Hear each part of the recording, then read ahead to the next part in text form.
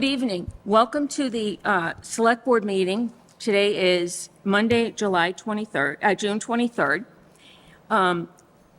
This open meeting of the Town of Auburn Select Board is being conducted both in person and remotely, consistent with Chapter 107 of the Acts of 2022, which suspends the requirement of the open meeting law to have all meetings in a publicly accessible physical location.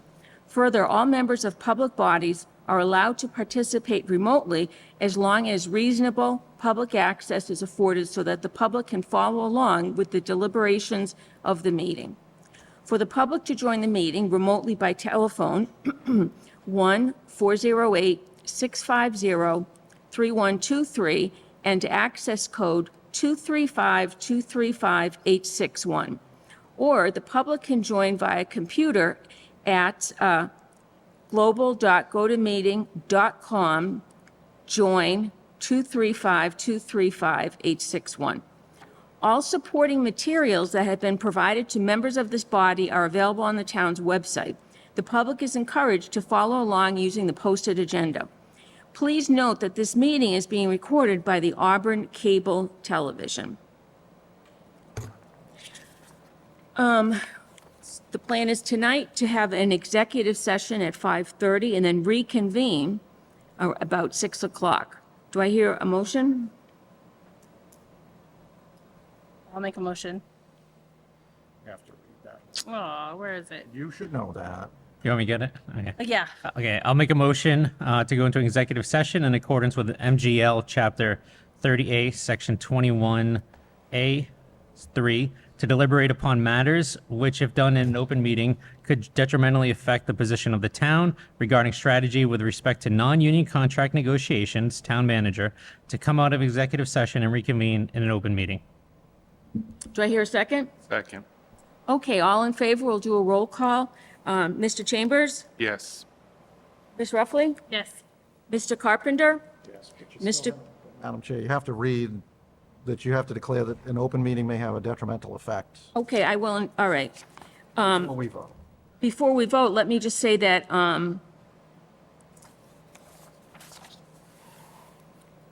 okay, I understand, I didn't, okay. So, I would like to declare that an open meeting may have a detrimental effect on the negotiating position of the public body relative to strategy with respect to non-union contract negotiations for the town manager, and that the board will come out of executive session and reconvene in an open meeting. Thank you. So we have a motion and a second. Okay, Mr. Chambers? Yes. Ms. Ruffey? Yes. Mr. Carpenter? Yes. Mr. Kareem? Yes. And the chair is yes. Thank you. All right, good evening. The conference is no Auburn longer Select being Board is recorded. reconvening our meeting in general session. Let us stand, if you're able to, for the Pledge of Allegiance.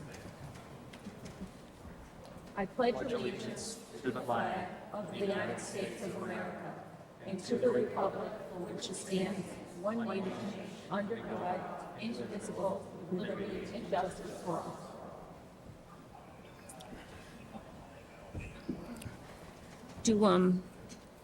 So we can hold on public comments too. Oh, sorry. Just move it up now.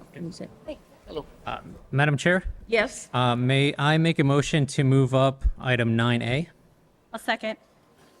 Okay, we have motion and a second. All in favor? Aye. Opposed?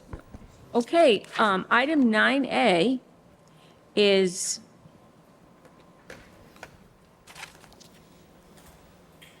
actually, it should be now. Yes. We're going to talk to Chief Lemon as he announces his retirement as Chief of Police.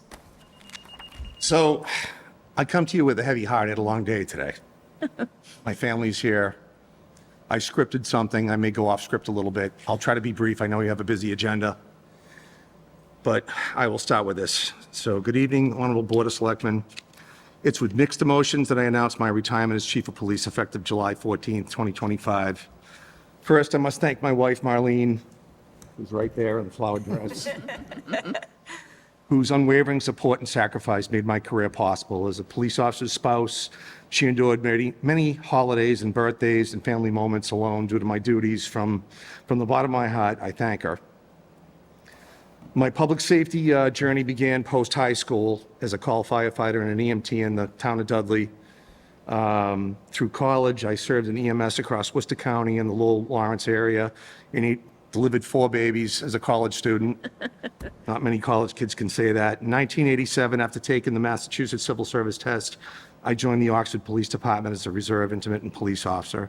3 years later, after serving in Charlton, I transferred to the Auburn Police Department, known for its training, technology, and community support.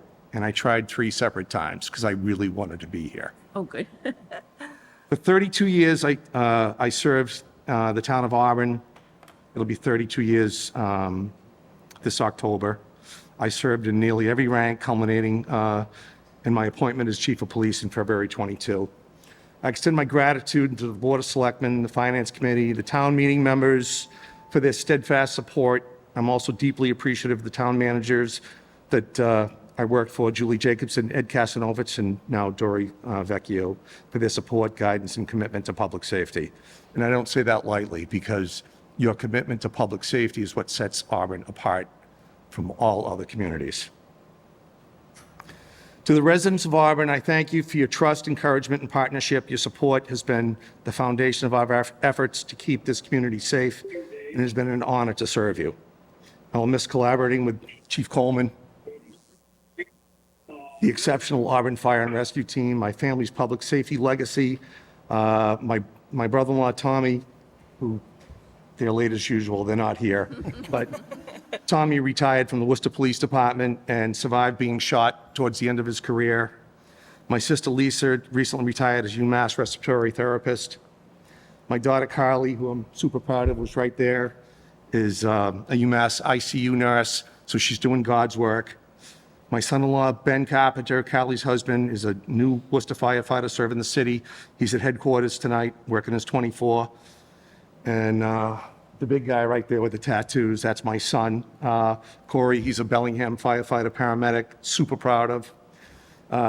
That fills me with pride. Callie and Ben are expecting their first child in October, which will be Marlene's and my first grandchild. So we're looking forward to that, a joyful milestone.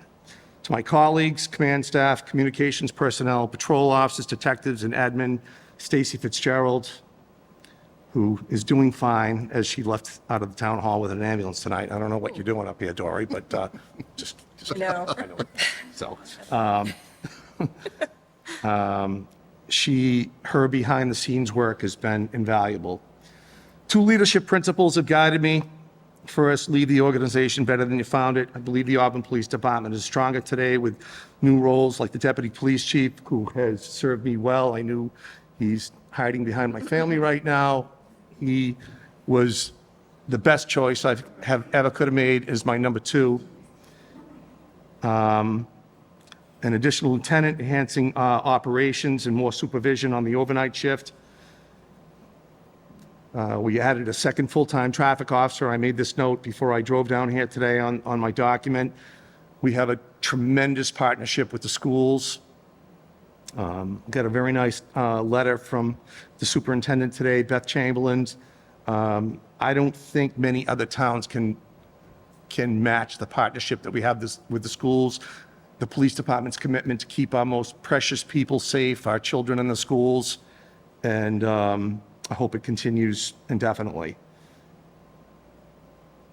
So that being said, I confidently endorse Deputy Chief Scott Mills as my successor. His leadership, integrity, and commitment to professional policing make him the ideal choice.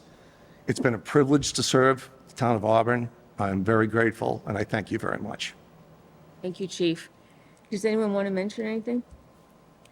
I just want to say thank you so much for your service. Yep. It has been wonderful working with you, and you've done an incredible job. So thank you so much. Chief, I just want to, on behalf of the residents and on behalf of the board, I just want to thank you for your long service to the town. will now be And I want to thank recorded. your family for the long nights and the many sacrifices they made while you were out here protecting us. You were leaving them at home for holidays and vacations, and it's great. It's greatly appreciated. When you made that phone call to me to let me know, we discussed one of the hallmarks of leadership is leaving whatever department you're running in a better place. And it's a testament to you that absolutely the Auburn Police Department is in a better place now that you have served as chief. Between your succession planning, your training, it's evident in your commitment to the community. Like you said, the second traffic officer, anything we threw at you, you and your department raised up and met our needs and met our requirements. So, on behalf of the select board, also, the residents and the community as a whole, we owe you a debt of gratitude. Thank you. Appreciate that, Mr. Corain. Thank you. Thank you, Chief. And I can't say enough. Oh, yes, sir. Oh, You can. I can't say enough about your integrity and knowledge. I've worked with you on the Finance Committee for many years and now here on the Select Board. But I always trusted what you were saying. So that's a good thing, too. Thank you. Thank you. Well, you thought you were going to go long. Since he's been on the board, the meetings have gone longer than when someone standing in back used to be with us. So, enjoy your retirement. You've earned it. And enjoy time with your family. You can never make up for the time that you've missed, but you can certainly enjoy what you have now. And I wish you a long, happy, and healthy retirement. Thank you, Dan. Thank you. Thank you. You certainly earned it. I know we're emotional making that decision, but you've certainly put the time in. You've dedicated a large portion of your life to this community. You'll always be part of it, and I appreciate all the positive things you've done for us. So thank you. Thank you, Mr. Chambers. Appreciate that. And Oh, Dory, go ahead. If I may, this is going to be very brief because I'm going to talk to you alone at a different time, but I just want to say thank you for doing what you've done with the police department. And even just the few years that I've been here, I never had to worry. You had it. You're going to be missed, but you left the department in such a great position that some people can't say that. I've worked in multiple towns, that. It's not always that way. So thank you. Thank you for what you've done. Thank you for your commitment to the town of Auburn. And we're going to miss you, but we're also going to stay in touch. Thank you, Dory. Appreciate that. Right, and Chief Coleman? Thank you. Todd, you're going to be missed, certainly. I'm not going to say this has been as hard on me as it has been on you, but we knew it was coming, but to see it here, it's it's going to be tough, in a month, to not have you around. And to the board, as the chief mentioned a couple of times during his speech, the things that set Auburn apart.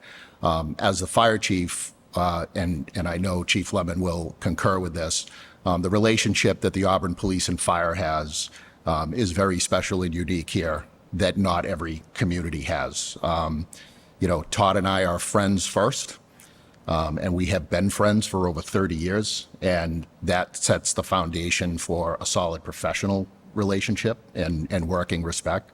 And I just want to thank you for all your support of the Fire Rescue Department.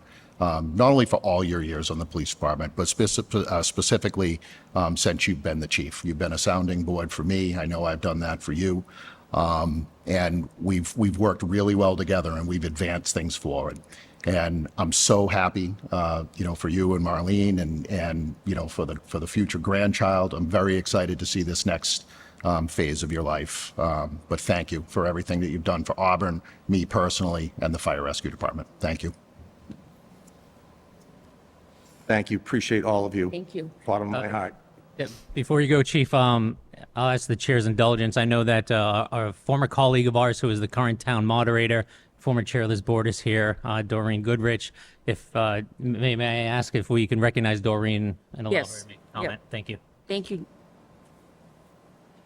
Thank you so much, Madam Chair, for your indulgence. I wouldn't have missed this for anything. Turn and look at me. When the chief was coming up in the ranks, you always have people in your ear saying, I'm not sure if he's the right fit. He's got a different style. And my gut told me all along he was the right guy. And his leadership, his management style has made this department second to none in central Massachusetts. He talks about his family all the time. Can't wait till that first grandchild. But I so appreciate everything that we did when I was on the board together, bouncing stuff off of each other, the ability to do that. Congratulations on your retirement. I'm looking forward to mine someday, and enjoy the beach, enjoy your family. And I understand. I know the chief said he wholeheartedly endorses Scott Mills. So do I. Thanks. Congratulations. Thank you. Thank you. I'd be remiss if I didn't say something. He's going to be pissed that I'm actually mentioning this, but Mark Moss, who just walked into the corner of the room, because when I came on to the police department back in the day, and I was just a local yokel out in Charlton patrolling the farmlands of Charlton, and I came on to Auburn, it was almost like coming to the city. Mark embraced me. He was like a brother. I looked up to him. He taught me things that was important about leadership and policy and direction and integrity and always doing the right thing. And I'm very grateful to Mark Moss. And I'm glad he came. Thank you. And Todd, do you want? Nope. I just want to, ask everyone to join and being standing and giving. Yeah.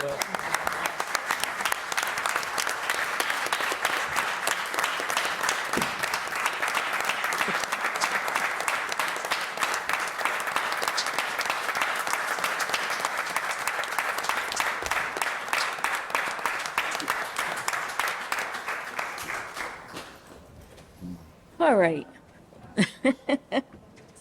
Thank you, Chief.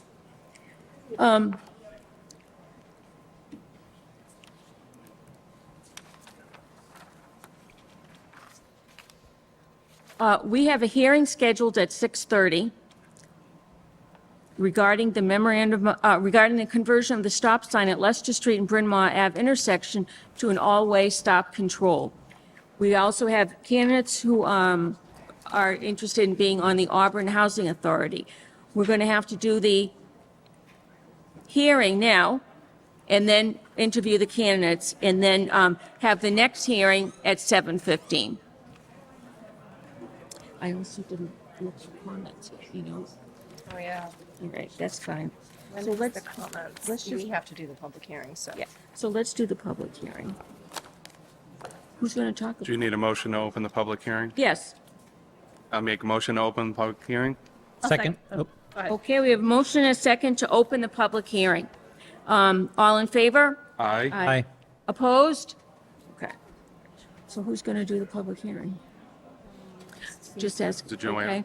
So if anyone is here for the public hearing regarding that conversion of the stop sign at Leicester Street and Bryn Mawr Ave, you can come and speak. And do we need to say? We don't need to vote on it.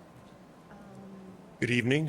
What's your name, sir? Jerry Steinhelper. I live at 251 Bryn Mawr, about 30 yards from the intersection. Okay.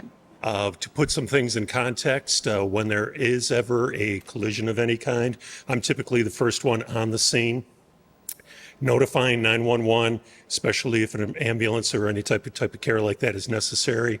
I direct traffic until the police arrive, and I can often be found sweeping the debris after those collisions happen, because they do happen far too often at that intersection. The proposal is to put stop signs on the Bryn Mawr travel lane.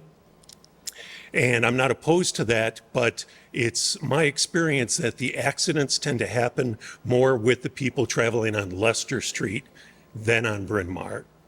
And I didn't see any information on that in any of the documents that were sent. But there really needs to be something to really stress the stop signs on Leicester more than I would say for Bryn Mawr. I don't know if flashing lights, I don't know about any type of alert system that could happen would be very beneficial to cease the accidents that do happen there. Additionally, the reporting that was done was on a Wednesday, April 2nd, I believe it was. And it's a far cry different than what happens in the summertime. there will be more traffic. And one thing that would happen if there were stop signs on Bryn Mawr, I can see that being a starting line for the dragsters that tend to happen late at night during the summer. So those are just the points I wanted to address to you, so I thank you for your time. All right, thank you, sir. Those are some very good points. Is our DPW director here? Yes. Oh.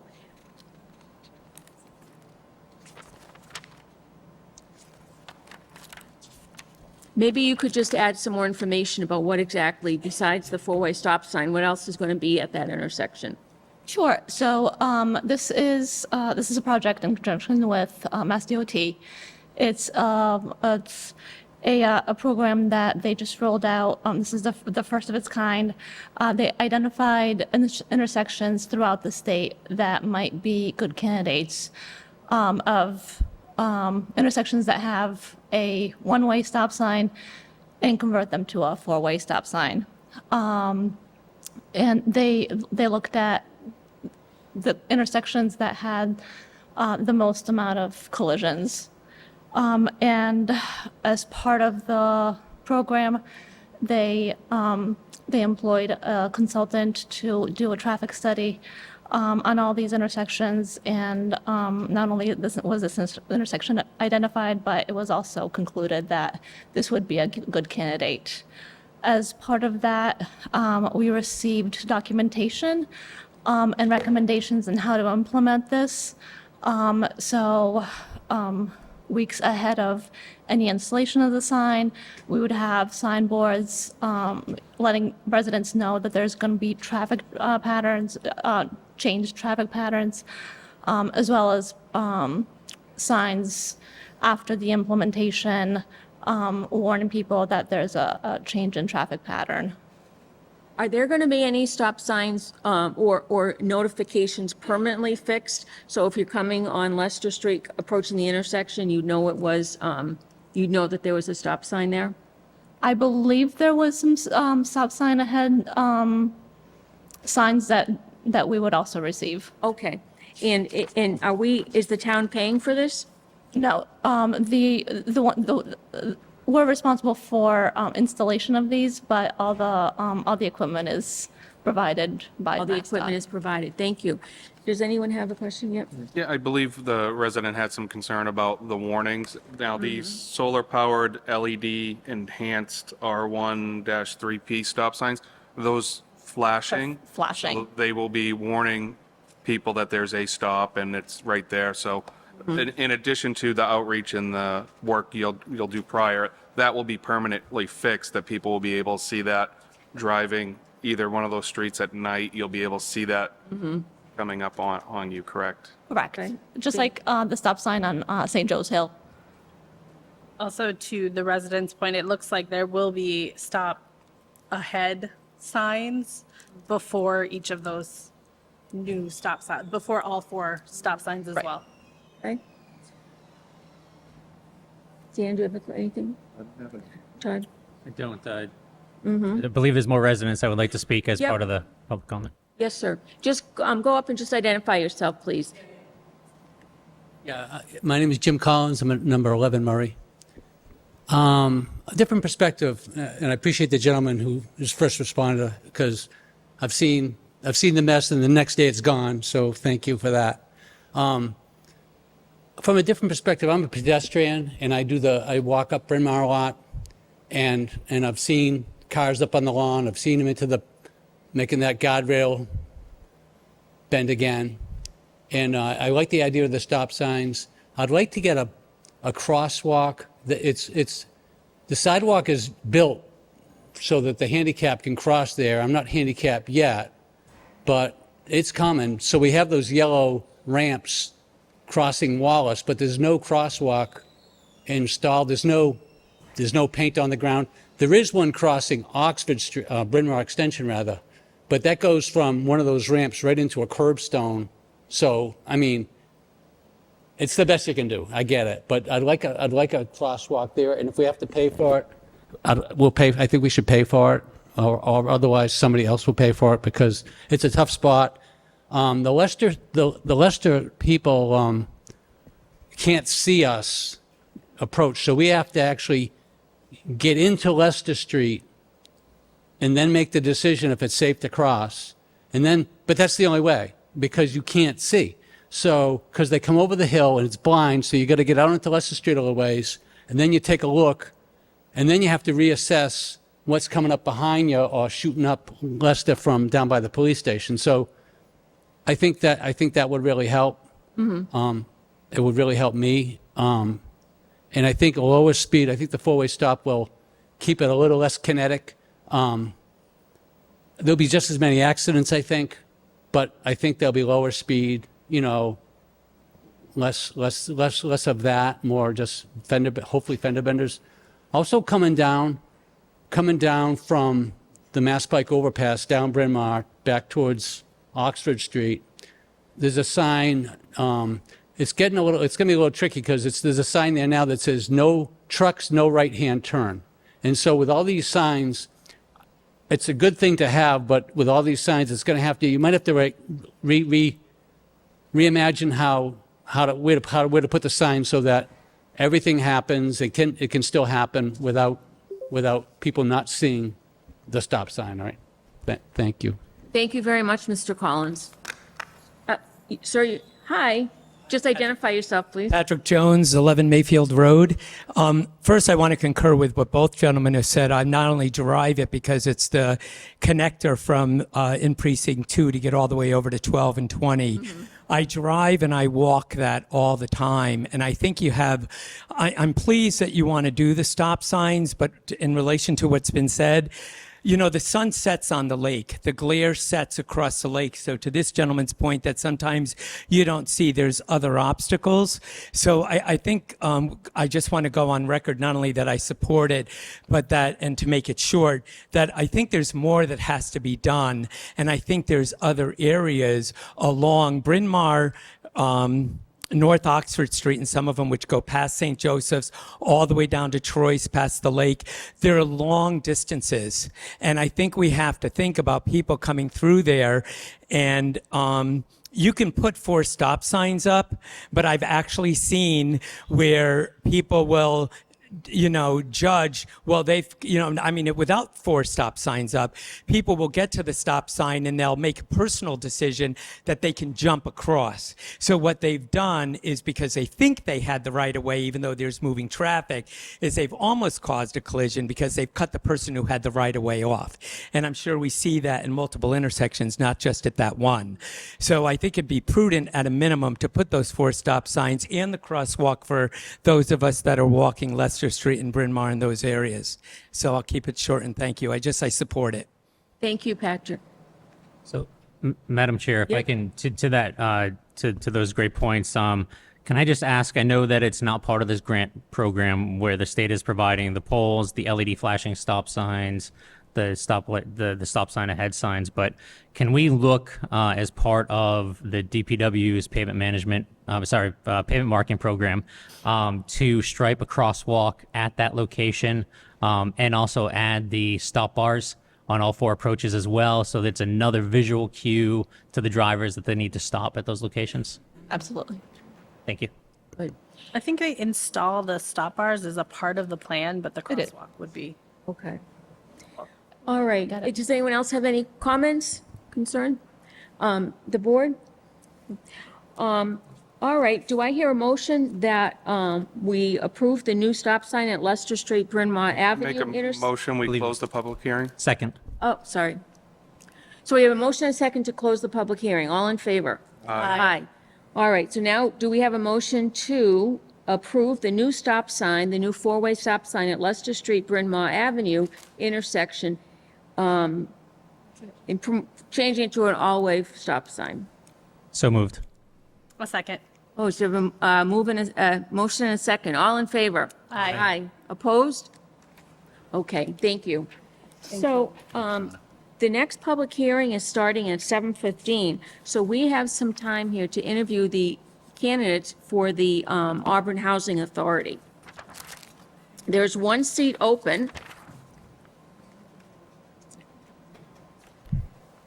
And we have 3 candidates.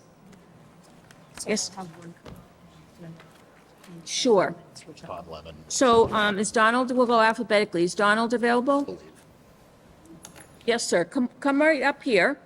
And the other two candidates, we're going to ask that you step into the other room. That would be Amani and Teresa. You sit right here, please, and go with Danielle, Amani, and Teresa. You come up here, sir. Yep, right there. Thank you. Make sure the microphone's directly in front of you. Yeah, just gotta make sure you speak right into the mic. Okay? All right. All right. So, let's start. Who wants to start with some questions? Did you have questions from?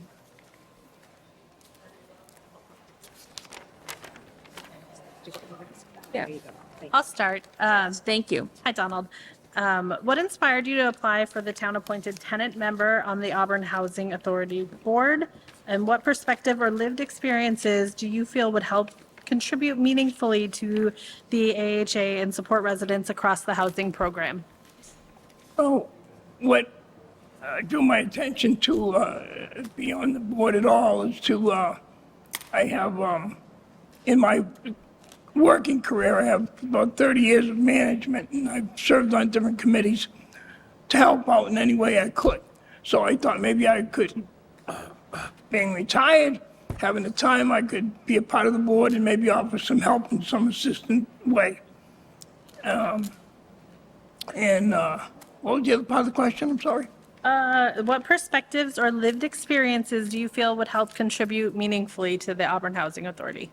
Well, I live, in one of the residential communities. And so, like many of the other people that live there have observations, and I think would assist in helping me offer some help to the board and make some decisions. Thank you. Next.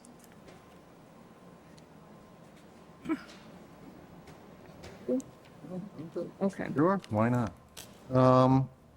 The Housing Authority's mission includes providing safe, affordable housing while also helping residents live responsibly and with dignity. What does that mission mean to you personally, and how would you help uphold it in your role as a member?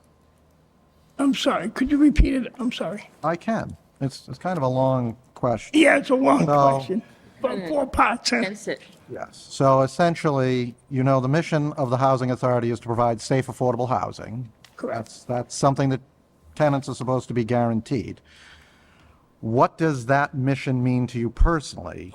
And how would you, in your role as a board member, uphold that mission of a safe and affordable housing? Well, living in the property myself, being able to observe a lot of things, sometimes I make observations that I've had in my head, so I think that I would be able to contribute by offering some of the things that I see and observe as I go about my daily activity.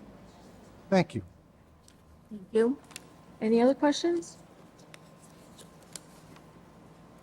So I have a couple questions, but I'm gonna go off script for my questions that I want to know from the candidates.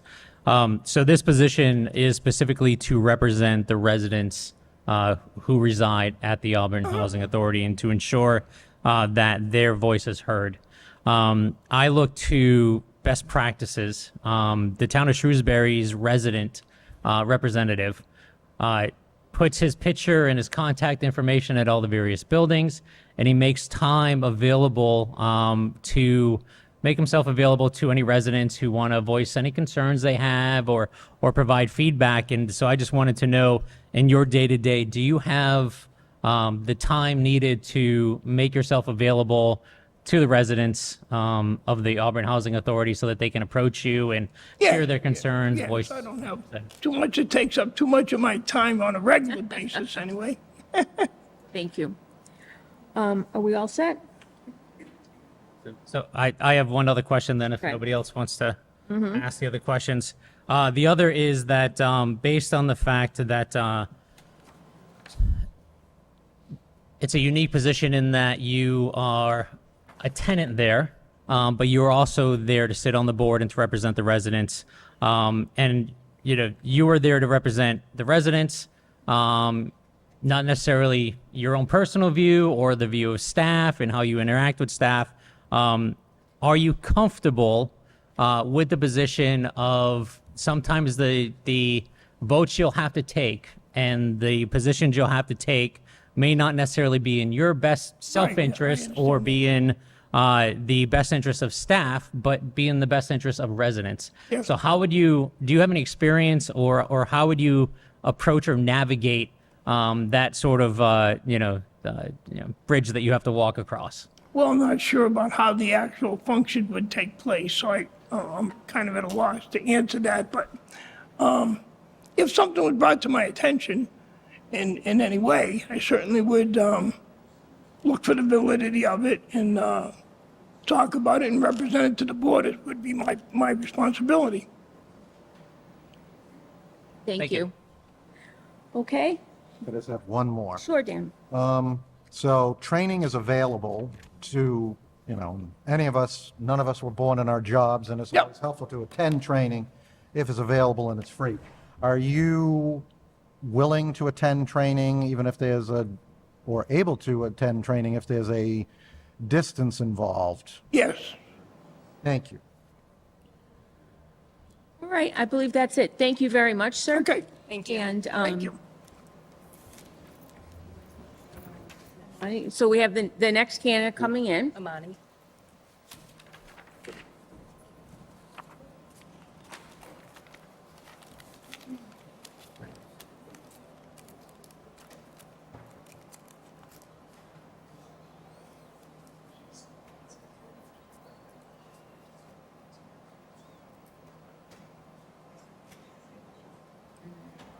Still haven't done public comments. Oh, well.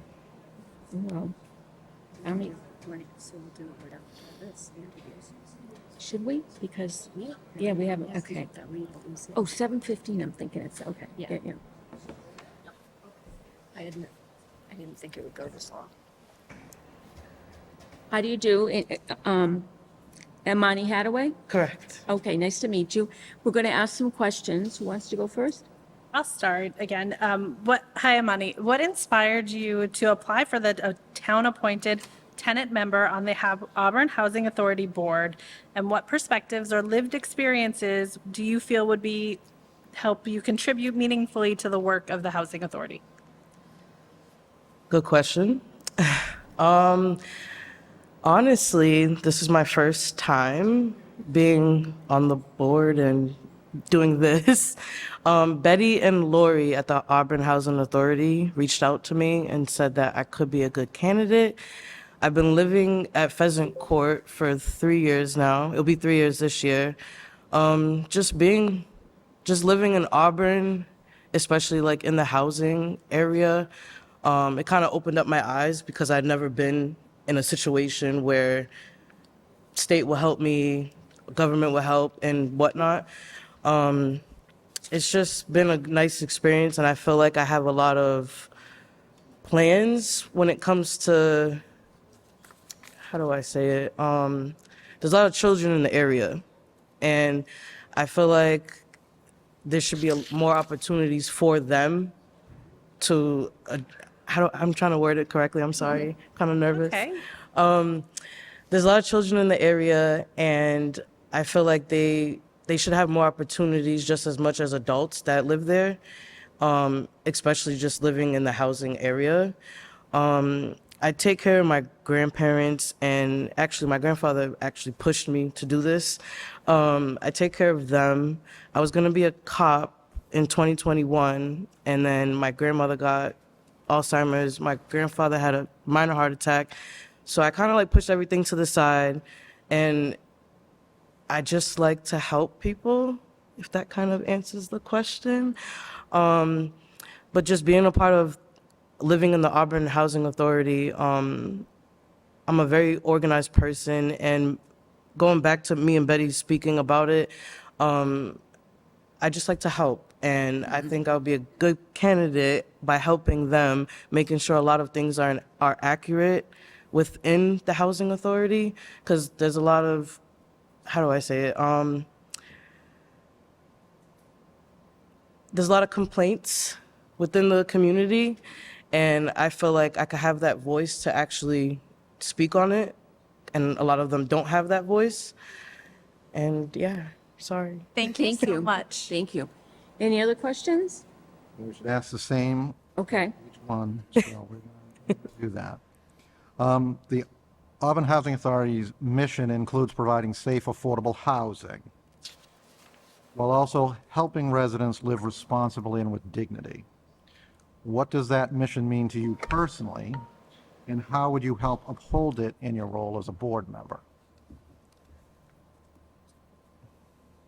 Oh.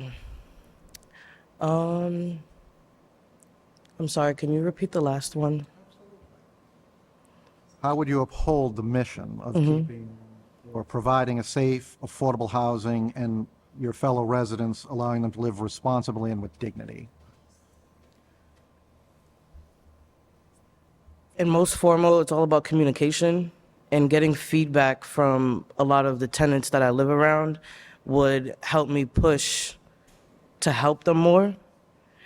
And in a sense where, like I said, a lot of complaints will go on, but nobody will do anything about it. And I feel like just by me being a part of the board and the housing authority, I could have that voice for them and actually like help them in a way where their problems can kind of go away. Not really, but you know what I mean? Also, just by living at Pheasant Court, hearing everybody's different story, different perspectives on a lot of things, everybody has a different judgment. I feel like I said, I could just be that voice for them instead of them trying to figure out how to say it or how to resolve the issue. And it will be my duty to actually pursue that. And yeah, sorry. Thank you. Todd, question? So I'm going to go, just like I did for the previous candidate, I'm going to go off script again, although I am asking the same question. It's just not one of the printed ones here. Okay. So to me, this is one of the most important positions on the Auburn Housing, Housing Board. And the reason why is because you're there to represent the voice of the residents, to make sure that they have a seat at the table.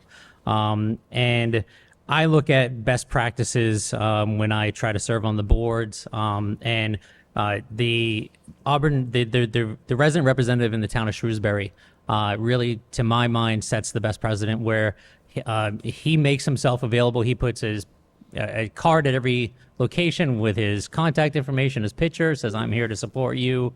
Reach out to me at any time." And he makes time available, each week to meet with the various residents.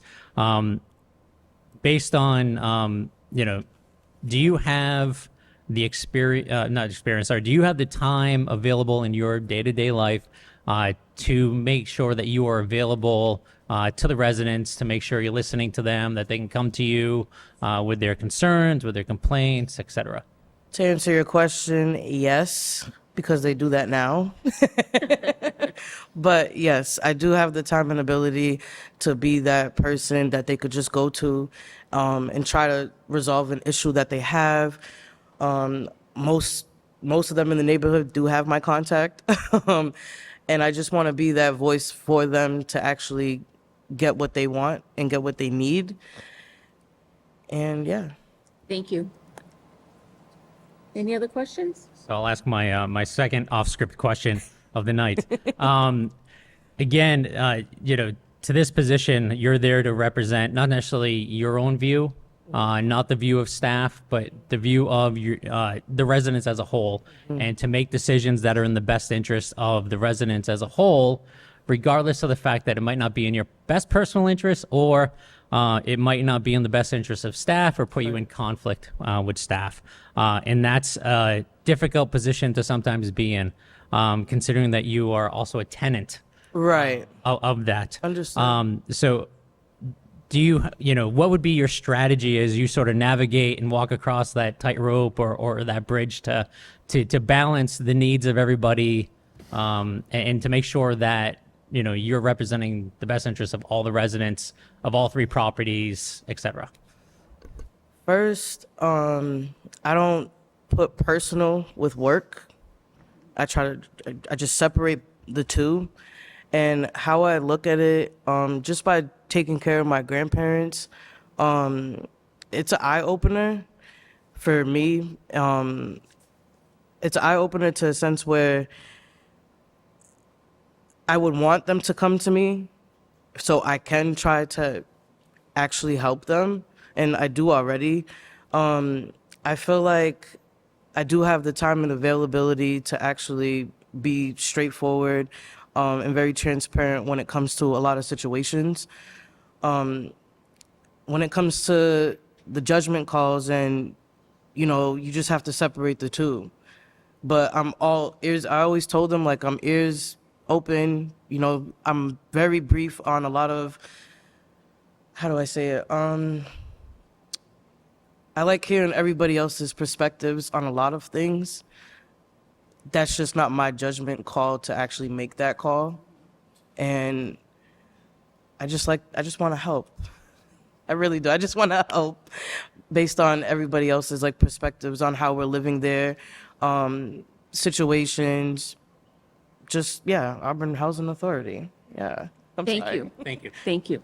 Any other questions? Have that my last first time. question. Last question, okay. So, as I said to the previous, none of us are born in our jobs. Training is available. Mm-hmm. Do you have the time and do you have the ability to travel if necessary to attend training? Yes, I do. Thank you. No problem. All right, we're all set then? All right, thank you very much for coming in. All Thank right, you. Thank you very much. for your time. You're Thank you. welcome. And we have the last candidate coming now. Just having her grab it when she came in.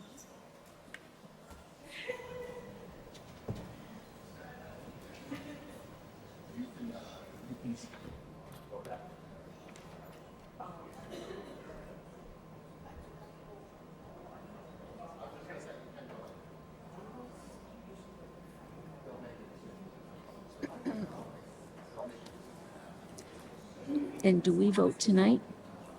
Yes. Okay. For the candidates? See these discussions.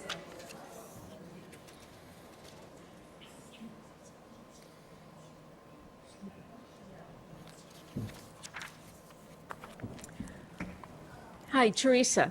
Hello. How do you do? Teresa Moriarty. We're going to ask you some questions. Who wants to go first? I'll start.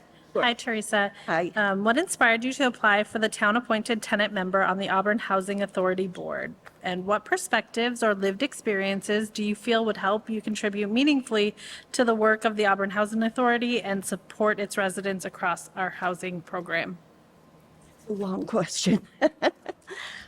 Well, I got inspired because I've lived in Auburn housing for about 13 years now, and I've seen the changes that have gone on. Some are good, some are not so great. And at the village, we have a lot of wonderful, wonderful tenants. Most of them are older. I know most of them. I get along with most of them. And what they really want is to be heard and listened to. They'd like some transparency. They don't always understand why a rule is put into place and why not everybody has to follow that particular rule. So it's just a matter of trying to help the tenants. Sometimes they're afraid they're going to get evicted if they have to call in a work order. And you need to explain to them, because they already come to me, a lot of them. They're not going to get evicted because something's wrong with the apartment. That's pure nonsense, and it's a lot of common decency and common sense. They want to be heard, and they want someplace safe to live. And they moved there because they couldn't afford rents elsewhere. And they want that to be their forever home, and they want to feel safe. Thank you so Teresa. much. Next question? Yes. So you answered part of this. So the mission of the Auburn Housing Authority is to provide safe, affordable housing while also helping residents live responsibly and with dignity. What does that mission mean to you personally, and how would you help uphold it in your role as a board member? I think if I was a board member, then I could know the transparency that I don't get to see now. And therefore, when somebody does come to me with a question, I can either answer them on the spot or make a few phone calls, make a visit to Auburn Housing, and get the answer for them. Because you're right, they want to live with dignity, they want to be safe, and, you know, there's some rules that don't make sense to the tenants, so you just need to be able to explain to them and help them feel more comfortable. Thank you. Next question, Mr. Corinne. Thank you. I'm going to go off script, but ask the same question that I've asked the other two candidates. So to me, this is probably the most important position on the housing board, because you're there to represent the voice of the tenants and to make sure that the tenants have a voice in the decisions being made. And when I, join boards or commissions, I look to implement best practices and take examples from people. And in my own experience, one of the best representatives, tenant representatives, is from the Shrewsbury Housing Authority. And the reason why is because he lets residents know that he is there for them. He's there to represent them. And he goes and he puts his picture and his name and his card and his contact information at all the different properties and says, reach out to me if you have any questions, concerns, if you want to bring something to me or bring something to the attention of the Housing Authority. And he makes time available across all the different properties. So my question is do you have the time available in your schedule to do a sort of a similar outreach and to make sure that you have the time really available to have residents reach out to you or set aside days or hours each week to meet with residents, et cetera? I have plenty of time to do that. Right now, I am still on the board of the Senior Center, on the FASCA board. I've been on that board for 10 years. I was president for 7. If I do get this appointment, I am going to give up that board. However, I will still be at the Senior Center. Jean, that runs it, is a wonderful person, and it's a great place. We're always trying to get more people to go there because there's so many programs that can help people. So I'm always out in public, and I have plenty of time to talk to any resident that needs help. Thank you. Thank you.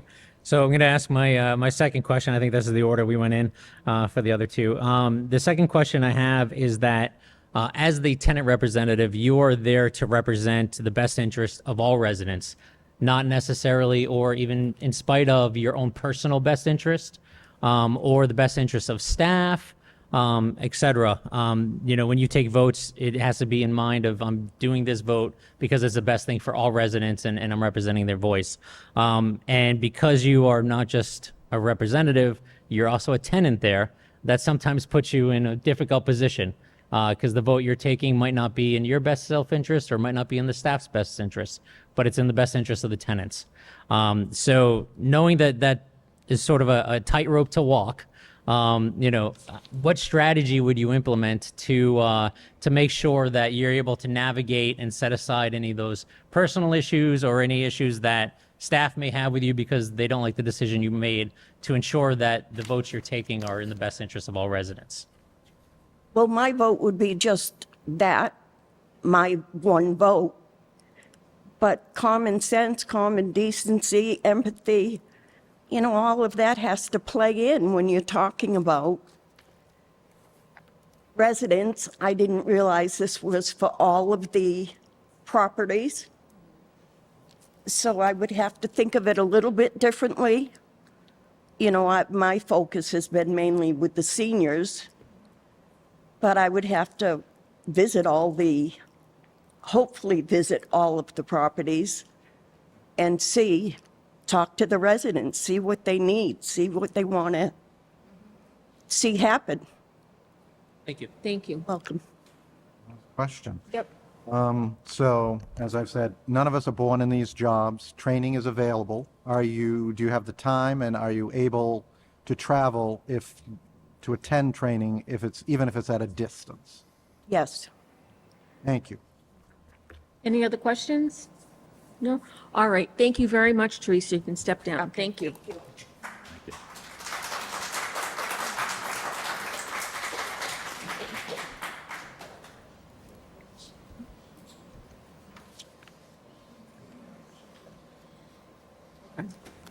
All right, so now we're at the part where I'll hear a motion for nomination of the candidate to be the tenant member. I'll make a motion that we nominate Amani Hadaway. I would like to make a motion that we nominate Teresa Moriarty. A second for Teresa Moriarty. I would second Iman. You say second for who? Amani. Mr. Chambers. Okay, so we have a motion and second. All in, Motion second for both. for both candidates. So, question is, raise your hand, are you in favor? Speak up if you're in favor of Monty Hardaway being appointed. Aye. Aye. Okay, and speak up if you're in favor of Teresa Moriarty being appointed. Aye. Okay, so 3-2. Amani Hardaway's the new member. Yeah, we need to vote. So does somebody want to withdraw their motion or we can vote on both motions? You want to make it unanimous? Well, It was a we three. have to have a formal vote. You did a straw poll. Okay, So we have to, but we have two motions. We can't have two motions. We have to Okay. dispatch one, so does any, another. So if somebody wants to withdraw the motion for Yep. Teresa, or if you want to vote on Teresa, that's however you want it, but we're at a bit of a crossroads. I would not like to withdraw my motion, so I guess we can vote on it. Not withdrawing my second. Madam Chair, if you'd like to call the vote for Teresa, say that again? we need to vote on this. Yeah, so, Teresa, and then we would have to vote, well, depending on how the vote goes. all in favor, we hear motion and second, so all in favor of Teresa Moriarty being appointed to the board? Aye. Aye. Okay. We have a motion and second, all in favor of Amani Hardaway being appointed to the board? We need to call for opposed. Opposed to Teresa's appointment to the board? Opposed. Okay. And all those in favor of Amani Hardaway being the tenant representative to the board? Aye. Aye. Aye. Opposed? Opposed. Opposed. Well, it looks like Amani is the first one. Yes. All right, Amani Hardaway is the new tenant representative.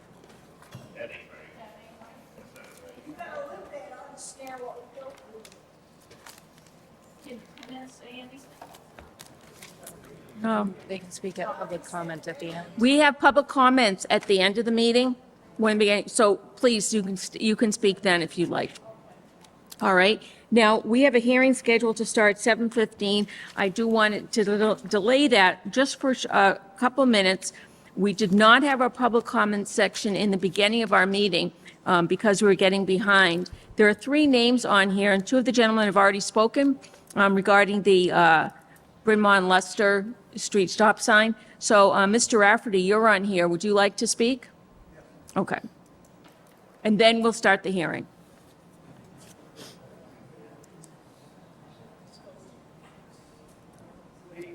On this fine, hot summer night. First off, I would like to congratulate the new town meeting manager on her appointment. Who knew that after we did a worldwide search that we had the best town meeting manager already working here? Congratulations. Incidentally, the same thing happened in the city of Worcester. They did a worldwide search and they hired one of their staff members that was already there. It's funny how those things happen. Second, I want to quickly comment on what just took place. This was supposed to be a joint meeting between the Auburn Housing Authority and the Board of Selectmen to interview candidates. Where's the Auburn Housing Authority? They are conspicuously absent. No explanation has been given why they are absent and haven't been able to interview any of the candidates. I don't understand what's going on here. I'll reply to that when you're all set. I understand what you're saying. In the interest of transparency, you would think that the Housing Authority would be present. Where are they? What is taking place? The next issue I want to quickly talk on was about recently there was a discussion about the Eddie Pond Dam, which a resident noticed was leaking.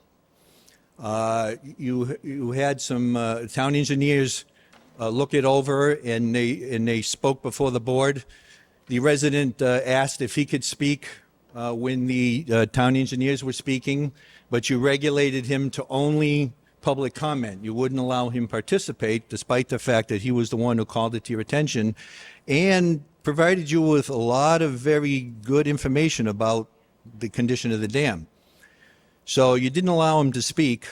And after the town engineer said everything was fine, he finally got up to speak, and he pointed out that everything did not appear to be that great. The most alarming issues were, despite the fact that the dam is leaking, is that water pressure instruments that are supposed to be installed in the dam and working to determine the water pressure of the dam, which helps you determine if it's failing, haven't been installed and haven't been working for years. But everything's fine. There's no problem. They looked it over. Everything looks good. The other more concerning issue was the fact that there was a document provided by the state to the Emergency Response Committee of what they're supposed to do in case there was an impending dam collapse. And they were supposed to sign the emergency response document to prove that they read the document. And when we viewed the document, it was blank. So there's no proof that any of the Emergency Response Committee people even read the emergency response document. That's very concerning to me. And then finally, my last observation is public comment didn't occur where it usually does at the beginning. You held it after the Auburn Housing, the so-called joint Auburn Housing Selectmen meeting, which it wasn't joint. You held it after. I don't quite understand why you would do that. In the interest of transparency, you would think you would have let the public get up and say a few things. Certainly there's a dozen people who are in favor of one candidate that were here that might have said something tonight, and you didn't allow them to speak. And so I think that this Board of Selectmen, under the leadership of the new town manager, are off to a very bad start so far. Thank you. Thank you, Mr. Rafferty. I want to address a couple of things. You're absolutely correct about the what the agenda stated, but we found out that because this is a Board of Selectmen appointed tenant member, we did not require a joint meeting with the Auburn Housing Authority, and that's the way the rules are set up. And I apologize for not saying that earlier. And as usual, for every one of our meetings, there are public comments in the beginning of the meeting, at the end of the meeting, and then when we have open hearings, like we did for the Bryn Mawr Leicester Street, that people can speak then, and we're going to have an open hearing on the Wallace Ave issue, and people will be able to speak then. Okay? So, Make a motion that we open the 7:15 public hearing, discussion on potential board vote regarding local initiative program project LIP agreement between the Board of Selectmen and Prentice Place Auburn LLC for property located at 88 Wallace Ave. Second. okay, so we have a motion and a second to open the hearing. All in favor? Aye. Aye. Okay, so residents can come up to speak one at a time, please, and when you come up, please identify yourself. My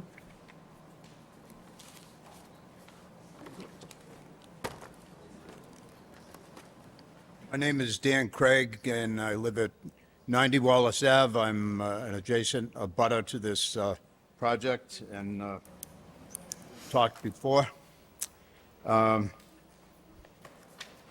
have many concerns tonight, but my first concern is that this project, the proposed project, has gotten bigger since we last met. We talked about having a meeting where we were going to talk about things that were good for the neighborhood and good for the town, and I was to be included in that, and that never occurred.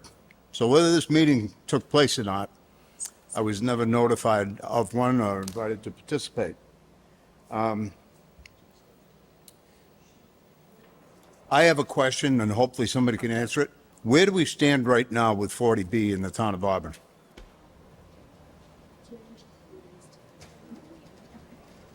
We're below 4%.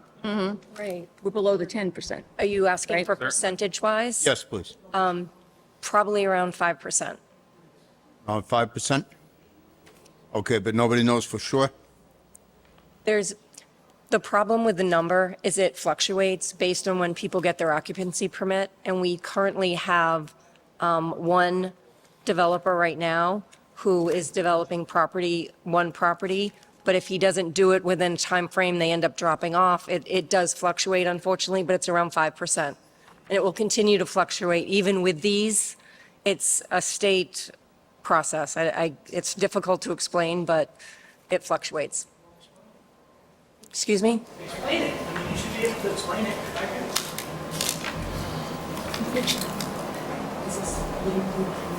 So I understand what you're saying. So right now, it's just public comment. I understand what you're saying, but right now, it's just public well- comment. But we will note the questions so we can provide answers at a later point. Before you vote on this or after? Probably after. Yeah. Chair, Well, sir, excuse me. Excuse me, please. This is a public meeting. yep. If you want to speak, ask the chair to be recognized. We do not shout at the chair, we do not shout at the board.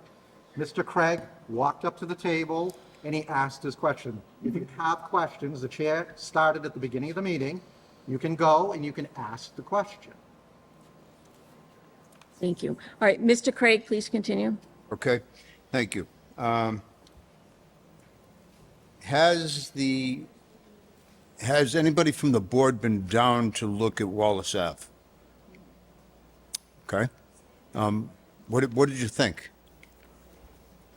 It's not a Q&A, sir. Okay. All right, get I it. understand your questions, but it's not a back All and right. forth. Thank you.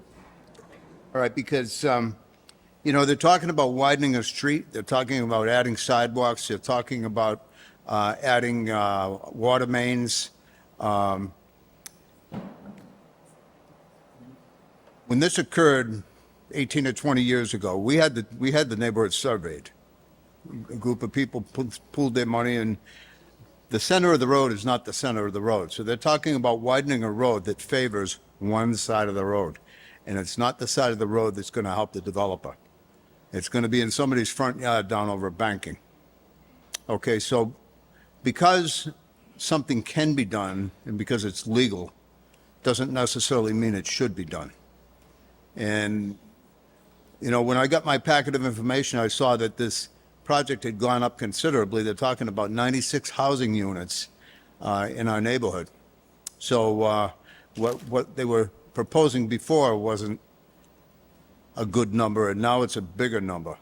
And it seems to be taking little consideration into how it's going to impact the neighborhood. They've added more cars. They didn't take any cars away. 96 units, I think we were figuring 2 cars per unit. So we're dumping another couple of hundred cars into the neighborhood on a daily basis, coming and going. They're talking about putting in 300 feet of sidewalk. That does nothing. It gets somebody around the corner and then they're back walking in the street again. There's no sidewalks on Wallace Ave. So the proposals, as it's written, is very clear, that it fits within the law of 40B, but it doesn't fit within the neighborhood. I have a copy of an email that came out of the town planner's office between the town planner and Sortier back last year in 2024. And I have a copy if anybody wants to see one, but they were helping him with the language for his proposal, for his LIP proposal. And there was some back and forth conversation, and at the end of it, it said, I spoke to the town manager regarding contribution to the town. Recreational related funding is preferred at this point, such as contributions towards parks and activities. Is this something that's common? I mean, that sounds more like an enticement than anything else, but, so I feel like that there's a lot of questions that are unanswered that should be answered before this board moves forward. I'm asking you not to move forward tonight. I don't think this is, I don't think there's enough clarity with what's taking place in the neighborhood or what should be taking place in the neighborhood. And I'm asking you not to proceed with it tonight. Thank you. Thank you, sir. Who's next, please? And again, just identify yourself, please. Make sure to speak into it, yeah. Thank you. Ed Paquette, 92 Wallace Ave. In answer to the question about the occupancy, under the new the new guidelines of 40B, as soon as a permit is issued, you get credit for safe harbor. Now, that was posted last year. If I could answer that, please.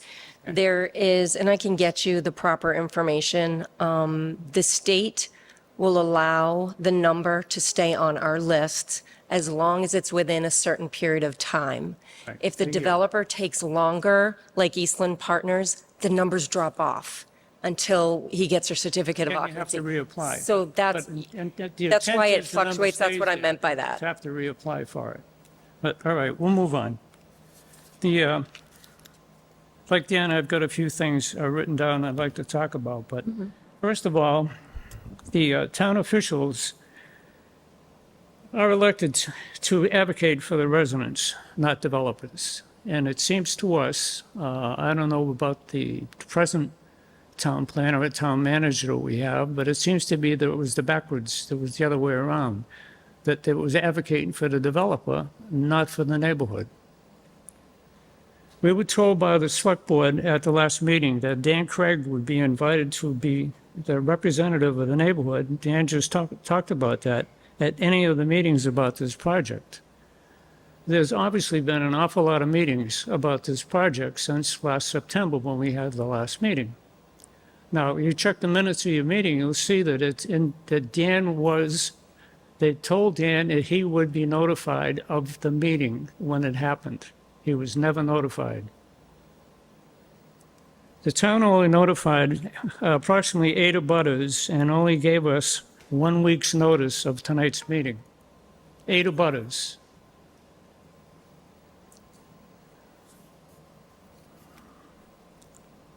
This is a commercial project on Wallace Ave. Last year, the select board agreed with us that the scope of this project affected more than the abutters and sent out a comprehensive notification to, I believe, over 70-plus abutters.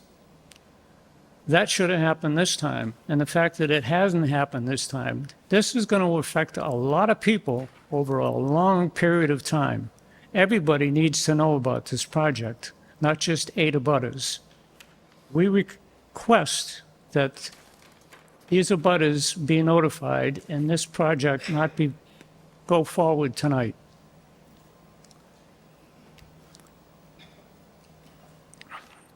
I heard earlier Danny asked the question if anybody on the dais been to Wallace Ave. And I see one person shaking her head. And I know Dan has been there, but is anybody else? No. That road is a tiny road. At best, it's 15, 16 feet wide. Coming here tonight, I couldn't get my car through one part of Wallace Ave. And in the winter times, it's 10 times worse. There's kids in the streets with basketball nets set up at the street edge, playing basketball in the streets, constantly anytime the weather's good. A lot of kids on bikes. Both sides of the street there's parking. School buses can't get by even in good weather.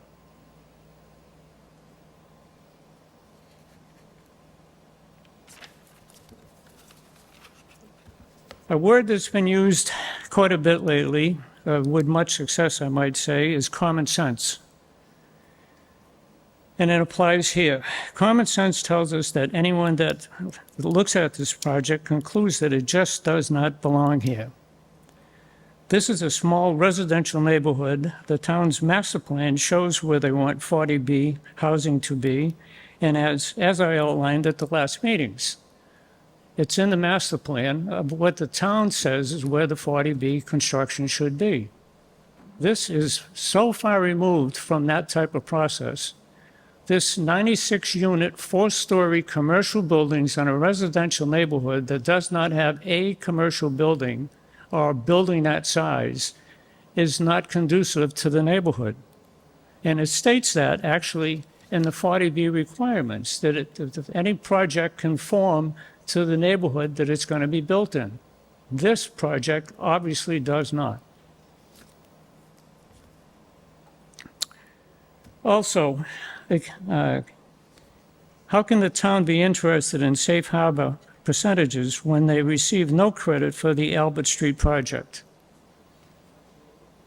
Now, I found that out because I watched the zoning board meeting back in February and March, and they were doing a training session with the zoning board. And the representative from 40B stated at that meeting that the town of Auburn did not and will not get any safe harbor credits for that project. Now, in the town report, in the previous years, I forget the exact year, they refer to the Albert Street project, when it gets completed, that it would bring the safe harbor number for the town of Auburn to 11.3%. Something went wrong there. What's to say that something won't go wrong with this? Now, part of that process, and it says in the 40B requirements, that there be an audit process for all the developers, paid for by the developers. There is not, unless somebody can correct me, there's not a developer in the town of Auburn that it's audited for what they do. If they change the apartments, if they give a 3-bedroom to a regular family rather than a subsidized family, nobody bothers to check on that. And I heard somebody say earlier that it's a moving target, and that's part of the reason, because when they stop paying to that address, you stop getting credit. But nobody audits that process to see what's going on. 72 to 96 units means more of everything. Parking is over 149 spaces, which was the original plan. Once you go to 150, it's a whole new set of rules on how the parking has to be. But that also changes the dynamics of the stormwater. And that the catch basin at the base of that driveway was not this last year, but previous years when they applied for this the first time, like 18 years ago, they were told that that had to be moved then, and that was a 24-unit complex that was turned down because of safety issues. And again, those same safety issues exist today. As Dan alluded to, the widening the road that they're talking about for everybody cannot happen because the center line of the route is actually on the other side of the street. There is zero. It's 17 feet from the center is the access that you have. And I think it's 15 or 16 feet of pavement, the total road. These are all things that should be reviewed before anybody gets a letter from the selectmen saying this project should move forward. And again, I heard issued earlier, Danny talked about, is what does the developer offer the town if he gets this approval? Can somebody tell me? Are they going to give the town money? Going to give them, build something for them? Is there a caveat there somewhere? There's a LIP agreement that will be discussed next. The agreement between the town and the developer. Okay. It's next on the agenda. Through the chair, Yes. may I? Yep. So again, the zoning board's going to handle a lot of these issues that are being brought up. The LIP agreement is asking for things that would not normally be asked for or he wouldn't have to provide, but still needs to go through ZBA for approval. The thing is, a lot of what is in the LIP agreement was to enhance that neighborhood and make it better for that neighborhood. We did not ask for money for parks. Maybe previous groups did. We looked, as part of this negotiation, believing that there is no reason the state would deny this. We looked to get what we could to enhance what the neighborhood's going to be. Because, again, I'm not approving this, but I don't see a way that it gets denied.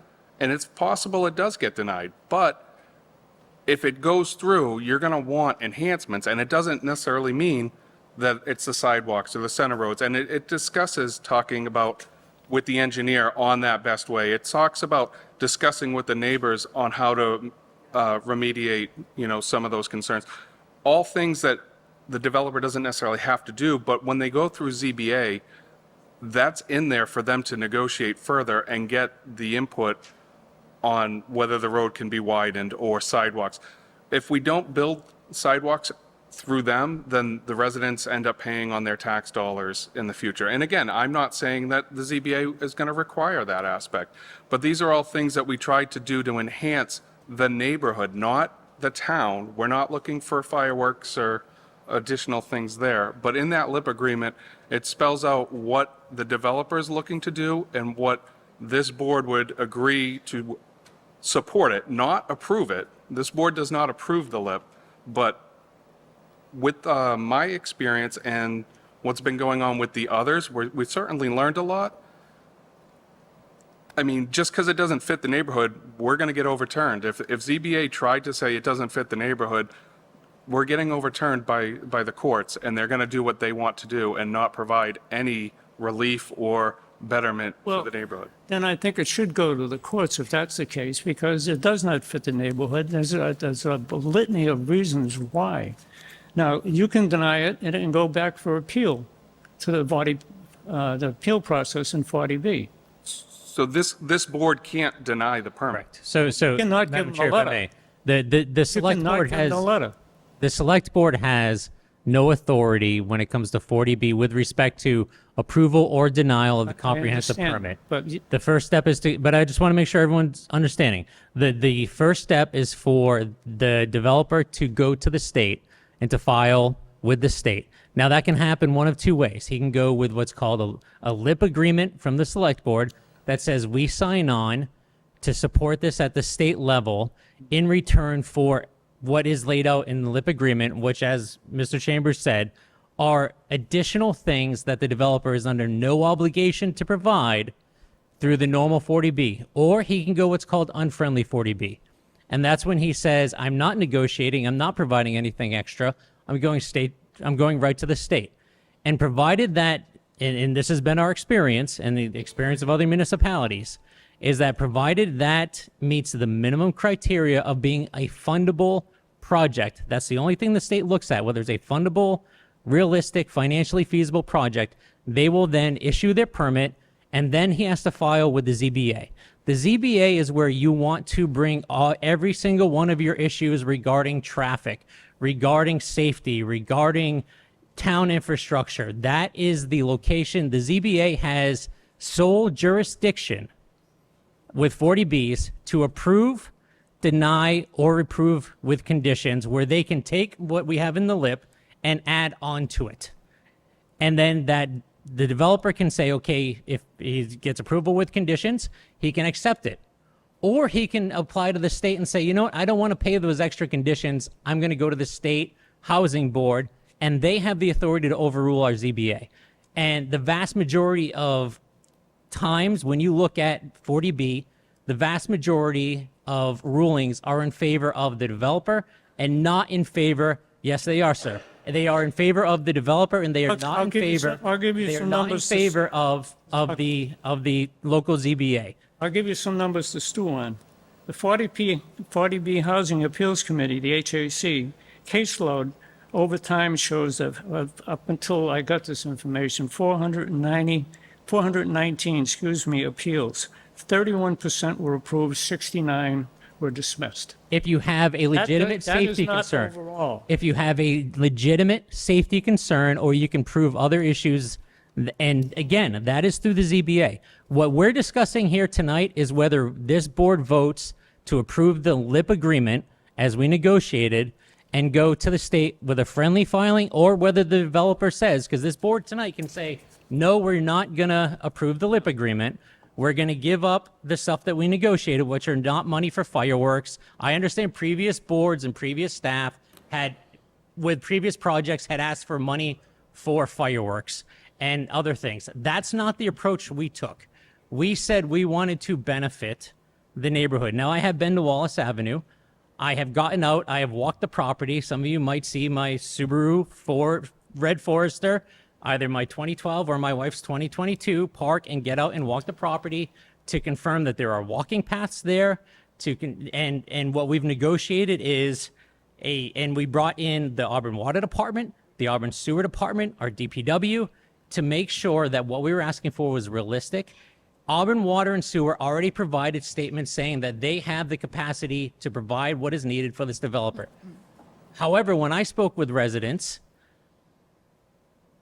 they told me that, in fact, you guys are regularly experiencing issues with your water service, with service leaks, with leaks from the main, and that was not being documented in our meetings by Auburn Water. And we said, you know what, developer, you want the select board to agree to this? You replace the water main. He started with, I will replace the water main right in front of my property. We said, no, you're going to replace the water main all the way down to Rochdale Street at your own expense. That's in the LIP agreement. That is something he does not have to agree to. That is something the ZBA would never be able to get him to agree to that, because it's outside the scope of his particular project, because he already has those letters in hand. The benefit of the LIP agreement is that he wants the select board to sign on. So he said, okay, fine. He is doing the improvements to the street in front of his property and going, I think, 300 feet one way. However, he is providing to the town, at his cost, a survey and design that the taxpayers would have to pay for to construct the sidewalk all the way down to Rochdale Street. So once constructed, you will have a new water main, a new street, That's a pipe new dream. sidewalks, I'm and that is something that you will, hold on. That is something that you would not get through the regular ZBA process. So what we're discussing is not this project moving forward. This board has zero jurisdiction over that. This is whether we sign a LIP agreement to get these extra benefits for the neighbors and for the residents, or we don't. All right, well, first of all, that 300-foot sidewalk to nowhere is meaningless, as Danny pointed out. The extension of that down to Rochdale Street is the second part of the problem, because that road, the right-of-way, and where the center line of that road is not where you think it is. And there's no way they're going to get, unless they take property by eminent domain, to put a sidewalk all the way down to Rochdale Street. Now, a lot of people don't remember, but I remember because I grew up on that street. That used to be a dirt road. And all they did way back when is they brought the oil trucks in with the sand trucks, and that's how they created a road years ago. Nobody surveyed it. Nobody did a damn thing. And that road, as in the case of front of 88 Wallace Ave, the center line is next to the fire hydrant on the other side of the road. There's no room to change it. And that the rule still applies to the safety, which is why it was turned down the first time 18 years ago, because the fire trucks couldn't get in there. The trucks are bigger now. The ambulances probably can fit in there. The snow plows, et cetera, all the things safety-wise, the kids, where are the kids going to get picked up? How a school bus is going to turn into that property? Those things can't happen. And you can stop this process from getting to the ZBA, but not giving them the approval letter. The approval letter can be just on the basis that it doesn't fit the neighborhood. You have that ability. Instead of advocating for the developer, you should be advocating for the people that live in that neighborhood and that continue to live in that neighborhood for years later. Now, just a few other highlights about this. Given the residential character of the neighborhood changing 5-acre lot on 88 Wallace Ave to commercial use, which is what this is, requires a 2/3 voter approval at the town meeting under the Mass Statute 40A. The town has done a cost of community survey about what it's going to cost the town to put all those people in that building with the kids, with the schools that we have and new are already overgrown, overcrowded, and they can't handle what's here. Has the town done anything to look at how this is going to impact the town besides the neighborhood? No. That's all done at the ZBA level. I don't want to hear about the ZBA. We're talking to you people tonight. We're talking to you about your ability, based on what's in front of you, about it not conforming to the neighborhood. It doesn't belong there. You have the ability not to give them the approval letter. Plain and simple. I'm not deferring to the ZBA. Okay. Whether we give them the approval letter or not, they have a right to go straight to the state and file. That's a reality. I know more about this process than you realize. I've done a lot of work and homework on this process, and I understand how it works. So you're singing to the choir, but number one, we're talking to the select board tonight because you have the ability to stop this by not giving the approval letter. This does not fit into that neighborhood. Common sense tells everybody that this shouldn't be in this neighborhood with all these kids running around on the streets. The street's not wide enough. And that street's a long street, and there's a lot of connecting roads off that street all the way down. There's a lot of people there, and it's going to affect everybody. It's going to affect the tax base. Through the chair. Yep.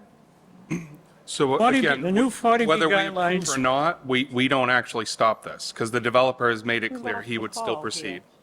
It's not whether we support the developer or not. It's about trying to get what we can out of the developer for the neighborhood. It's the wrong way of looking at it. So If he won't give Yeah, we us lost audio to the he's not selectmen. going to get anything out of him, Yeah. you should stop the process. All right, so we're not the only He one. can't make it on his own merits without doing that, and you Right. should just stop Apparently the process. It's not, again, you guys represent the people of this town and the people of this neighborhood. They're going to be affected for years and years and years by this project. It doesn't belong there. The town plan, the master plan, says where you want 40B projects to go, and it's not Wallace Ave. Was it Dave was that DeWallace has plan been trying to certified, do this for 20 years. Yes, sir. I'm sorry, I'm getting carried away. Madam Chair, you need to recognize who is speaking. If Mr. Paquette has the floor, none of us should be talking. Right. If we have the floor, no one at the podium should be talking. We need to have an orderly meeting. so Thank you, Dan. Mr. Paquette can get through what he has to say. Yep. We've had this public meeting to hear from them, not from us. Mhm. So please just, Please continue, sir. All right, thank you. Before issuing a letter of approval to a developer, the selectmen should create a process to get the opinions of all the boards and departments. The developer should pay for notifying more than the direct abutters and an impact study of schools, etc. State rules now allow zoning to be changed, does not say the town can't require additional things of the developer and have them pay for all things needed to get the letter of approval. We don't need to give them an approval tonight. As Danny pointed out, I think we've only had a week's notice of this. As I pointed out to you and Danny pointed out, we would like this, if you're going to give them an approval tonight, we'd like to postpone that meeting to a later date where we can have a little bit more time to talk to and look at the things that are going on. Hello? Because all this year that went by, we weren't involved in it at all. I don't think it was over. The selectmen are the gatekeepers of this issue. And the impact it has on the town Ed got a and its little too people. heated. The developer does not care about either. He has not even produced a real plan, but I guess he has now. Please do not allow the developer to dictate to the town on what's good for us and where we need it.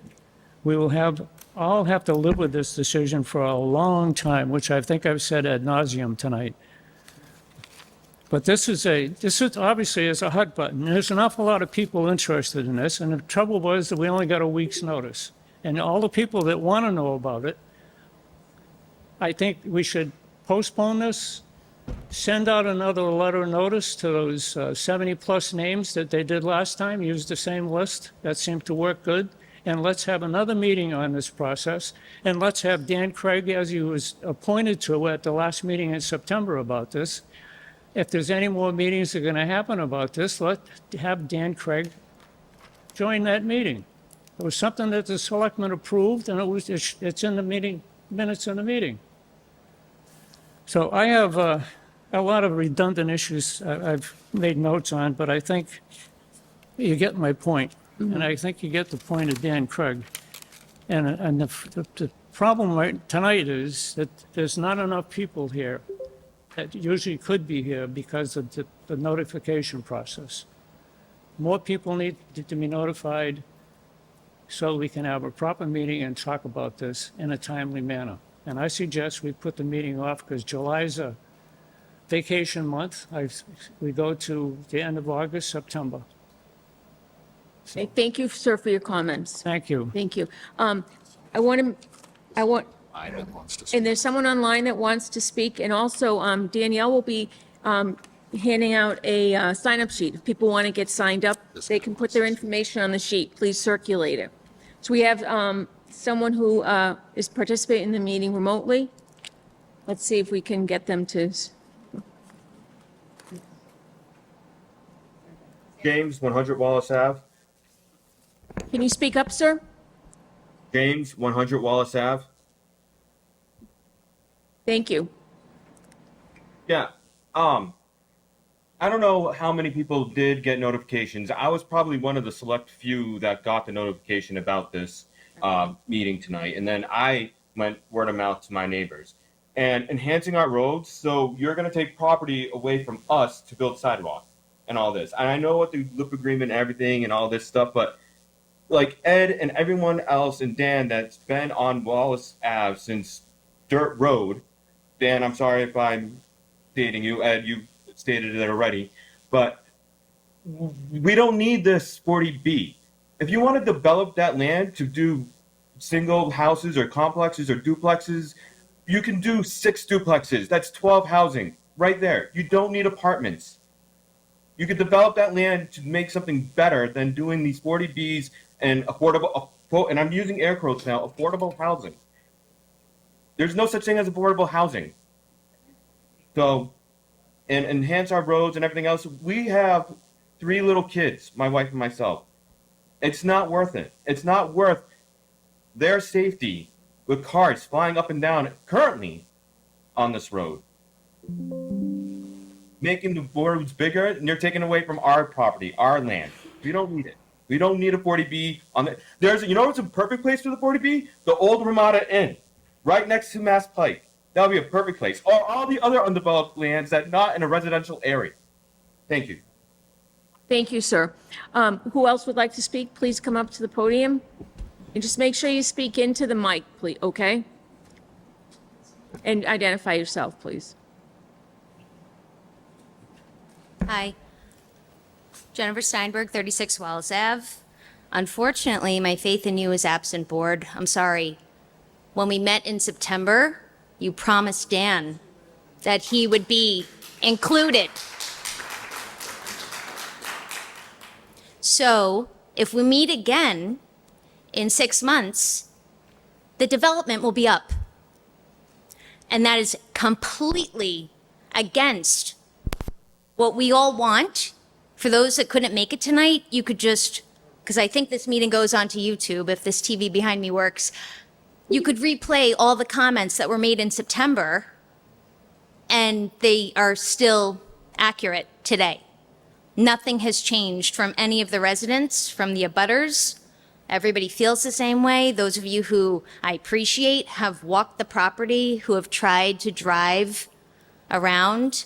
Kids should be able to play in the street. People should be able to walk their dogs safely, to walk a baby stroller, to jog, to run. A school bus should not have to pull over and wait because it can't get by the cars that are already parked there. It makes no sense. My daughter goes to Bryn Mawr. She'll be in 2nd grade. Do you understand how overcrowded that building is? The art teacher, her office was the janitor's closet. Okay? They had a light bulb moment and decided, well, maybe for next year, she and the music teacher can share an office. They are at capacity at Bryn Mawr with 96 students right now enrolled in kindergarten. If that number reaches 100, which is very accurate because people move into town into current available housing, especially over the summer, people move. That number gets to 100, they need to add a kindergarten classroom. Well, the janitor's closet's not available. Okay. If you had children going to school at Bryn Mawr or PAC, which is also at capacity, you'd be nervous about any new housing that's coming into this town without any new infrastructure. What are kids supposed to do? The Auburn Mall has become a doctor's office. There's nothing for kids to do in town, and that's going to lead to other behavioral issues and criminal issues and everything else. When you invite a huge complex into a neighborhood that cannot fit it, even putting it somewhere else, the town hasn't done anything in terms of creating any more spaces for people to be at.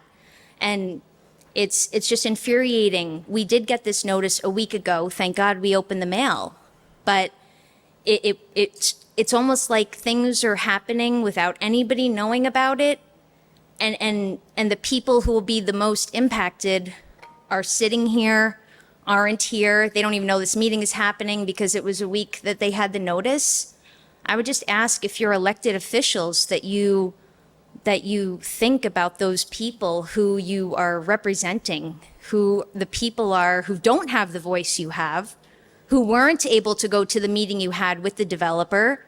I hope you can empathize and understand our frustration and our distrust, feeling like this meeting happened. You learned about the water. I'm glad you understand now how the water will flow better on our street, how there'll be sidewalks. But you cannot add stuff to this street if you truly, I don't really know where you parked your car, sir. Did you pull into the area? Because you definitely didn't park on the street. You would have gotten hit, okay? There's just no way possible if you add sidewalks and dig up the street to even fix the water issue that exists, that you're not going to affect the residents who live there, the residents who pay ridiculous taxes. I just wish and hope that you would understand where we're coming from. And I understand, well, if we don't sign this agreement, then it's up to the developer to meet with the state. Let the developer meet with the state. It sounds like, based on what this gentleman was saying, that there's like a huge backlog, that 63% of what developers bring to the state gets denied. Why are we afraid to do that? Why are we afraid to do that? The people who live on the street don't need a sidewalk. You know, like, you're going to take away people's property to put in a sidewalk. I understand it sounds like a beautiful thing they're dangling, you know, like dangling a piece of meat for a hungry dog. Like, oh yeah, we're going to get this sidewalk. We're going to get all this stuff we would never get otherwise. Well, ask the residents if those are things they need. If all of this, it just doesn't make any sense to me. You seem like you all have a head on your shoulders. I just ask that you empathize with those people who live in that community, who have children who go to school in that community, who just want our kids to have the best experience they can. And we want the kids who might move into this town to have the best experience they can. But it just makes no sense to go forward with this based on the fact, well, we're damned if we do, damned if we don't. But if we do this, they're going to give you sidewalks and they're going to fix the water. It makes it look like you gave up. It makes it look like you said, well, you're going to do it anyway, so give them the free stuff. Make the developer do this extra stuff that he didn't have to do. And I'd rather you say, whatever expletive you want to put in there, but no, we're not going to sign off and say this is okay because we support the community who elected us. Thank you. Thank you.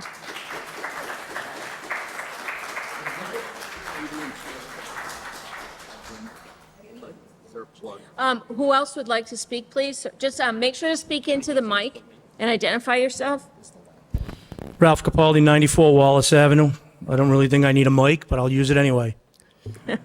Here's the real problem. The real problem is because what we agreed to, meaning having Dan Craig be our spokesperson, was not adhered to, we're all in the dark, and you took our voice away. Maybe not you, but whomever it was took our voice away.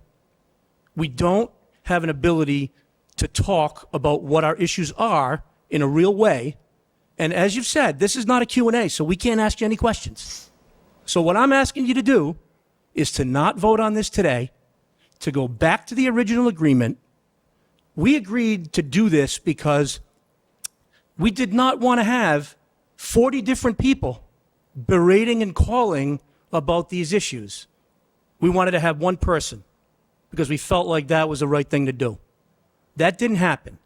That needs to happen. You have the power to make that happen. Whether or not this goes through on a state level, and if he does it through the state, it's going to cost him more money. So he doesn't want to do that. I get it. Nobody here wants a sidewalk. Nobody here wants a bigger water main. What we want is to be able to express our issues the way that it was guaranteed to us that we should have been able to do. And you have the power to make that happen. And I would expect that through leadership, you would do that tonight. Thank you. Thank you, sir.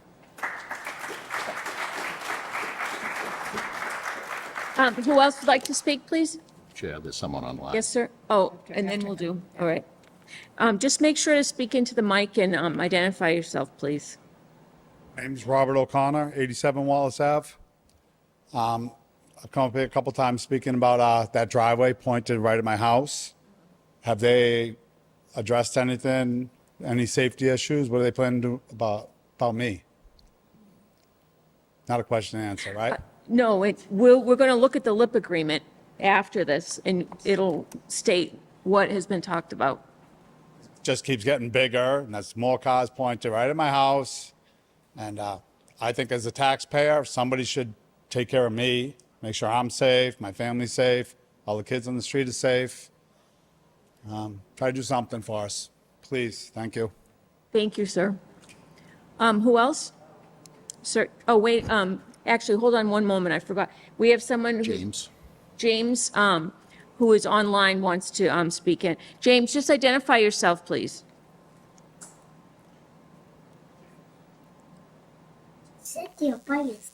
So this is Darcy. I'm at 100 Wallace Ave. I do have 3 kids, one that is going into kindergarten at Bryn Mawr. I just want to state that you have many, many kids who are playing basketball in the street. My kids are hanging out in the street, and God forbid if one of those kids gets hit, you're going to have 200, 300 more cars going through that road. And it's a very bad safety issue. And I think also one of the selectmen, I don't know who it was, says that he came by and talked to residents. Well, I'm home 24/7. I work from home. So if you would like to come and knock on my door and have a conversation with me, I'd be more than willing to have a conversation with you about the safety of my children. Thank you. Thank you, Darcy. Thank you.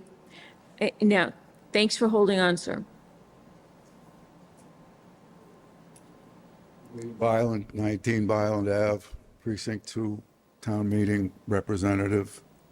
A lot of this has been covered, so I would just want to reiterate what's already been mentioned, and please ask the board through the chair to postpone this meeting until the notification discrepancies can be straightened out and everyone gets a chance to speak to whether or not the board should sign or not sign this lip agreement.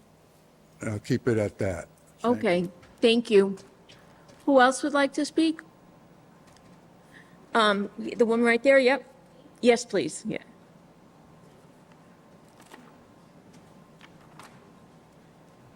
My name is Jenna Holbrook. I live at 36 Walnut Ave. Although I'm not on Wallace Ave, I am in a butter. And I never knew about this project. When I got my letter a week ago, that was the first time I had heard anything. So this is very, very new to me.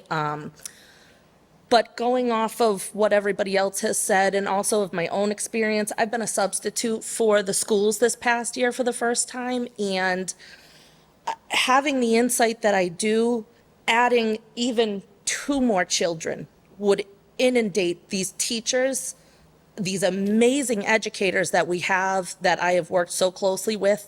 They are just pulling at their heartstrings, trying to help every single child with what they need. And as the years go on, children need more. There's more things that come about. There's more special needs. There's more inclusion. I just don't see adding even 5 would not help at all. It's a sad thing. Bryn Mawr, I went to Bryn Mawr. I've been here my whole life. I love this town. I love everything about it. The people in here are wonderful, but we need less working towards being Worcester and more towards being what Auburn is supposed to be. I know we were just recently rezoned. We used to be still farming zone land. I don't know if anybody knows that, but we used to still be zoned as farmland. As of last year, we are now residential, which is all well and good. But, you know, people can't have certain things. I live on an acre of land. I would like to have some chickens, whatever, roosters. We can't have those anymore because we're not zoned appropriately. I can't have a rooster at my house to protect my flock from the vast majority of wild animals we have. So if you're now going to take 5 acres away from all these wild animals, which sounds very trivial, I have bobcats, fisher cats, I have a bear. We have black bears that roam our yards all the time. My kids know at 5 o'clock, oh, it's bear time, we better check before we go outside to play. You're going to push them into our homes further. And it's just going to we can hear the coyote scream all night. Everybody knows. We hear these coyotes every night. So what are we going to do when my kids want to go out and play at dusk and, oh, we can't do that, it's coyote time. They pushed them out of their homes. It may sound trivial, but it's something we all live with every day. And between my kids, everybody else's kids, I love all these kids so, so much. I just don't want to see them fall into the cracks and become the city of Worcester that we are not. We're Auburn. We need to stay Auburn and go back to what we're supposed to be here. Thank you very much for listening. Thank you. All right, who else? Who else wants to speak on the Wallace Ave? Well, actually, you went. Let's try someone who hasn't spoken yet, okay? Mr. Rafferty? Oh, that lady? Yeah. Oh, well, she could come and tell us. Right. Al Rafferty, Paul Street. When Wallace Ave was brought up at the Selectmen's meeting, when this meeting was planned, Yeah. I have to give credit to Mr. Corain because he said, notify the abutters. And I believe, my memory's not as good at my age, but I believe he also said to the town manager, make an effort to notify more than the usual 300-foot abutters. I seem to remember that. Yeah. Now we get some indication tonight that that didn't happen. It's not the first time this has happened. I can tell you about other abutters who haven't been notified properly. And you got to... I believe he said, do it like you would a planning board. There you go. And so you have to ask yourself, why would they not notify your butters? That's so they can pull the wool over your eyes. And so I think that, and I'm not sure if the people who said they weren't notified, who aren't here, whether or not that would qualify as an open meeting violation, but it might. And if it does, and you take a vote tonight, it can be overturned. And so you need to really seriously consider whether you want to take that vote tonight, quite frankly. Okay, because we're going to make an effort to find out the abutters who claim they were not notified properly. And like I said, I don't know if that'll apply, but it might. So once again, kudos to Mr. Corain. He said notify, and didn't happen. Any other people would like to speak? Ms. Paquette again? Yep. So one in the back too. Oh, okay, yep. Just something briefly. I got sidetracked when I was talking to you the first time. The traffic study stated the last time with the 72 units that it was going to be an additional 536 trips a day. Now, that's just for the residents. That doesn't count family and friends, delivery trucks, et cetera, et cetera. Now that we're going to 96 units, that's going to change again. Now, also in that traffic study, at the very end of it, on the last page, it highlights the fact, all the different things that they studied, the intersections and the movements, et cetera. But they highlighted that a safety inspection needs to be done for that road. That was never done. Thank you. Thank you. All right, was there someone in the back? Can I speak on that? Go ahead. Yep. If I may, just because there's been a lot of discussion about this. We went out 900 feet, not 300, 85 residents. Obviously, it's not enough. We can do more, and I'm sure the board will decide that. But we tripled what we normally do because it is an important issue. It's an important issue to you. It's an important issue to me. It's a very important issue to the board. So I know I'm not supposed to speak right now, but I didn't want it to go on that we did not notify people. We went farther than we typically do, and we have no problem doing that ever, even moving forward on any other issue, notifying public. All right, thank you. And someone in the back, yes, come on.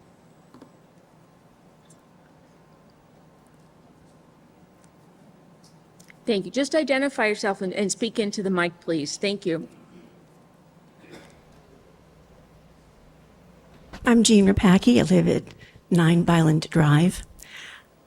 I have to say, it's very disappointing because I know your efforts for transparency have not paid off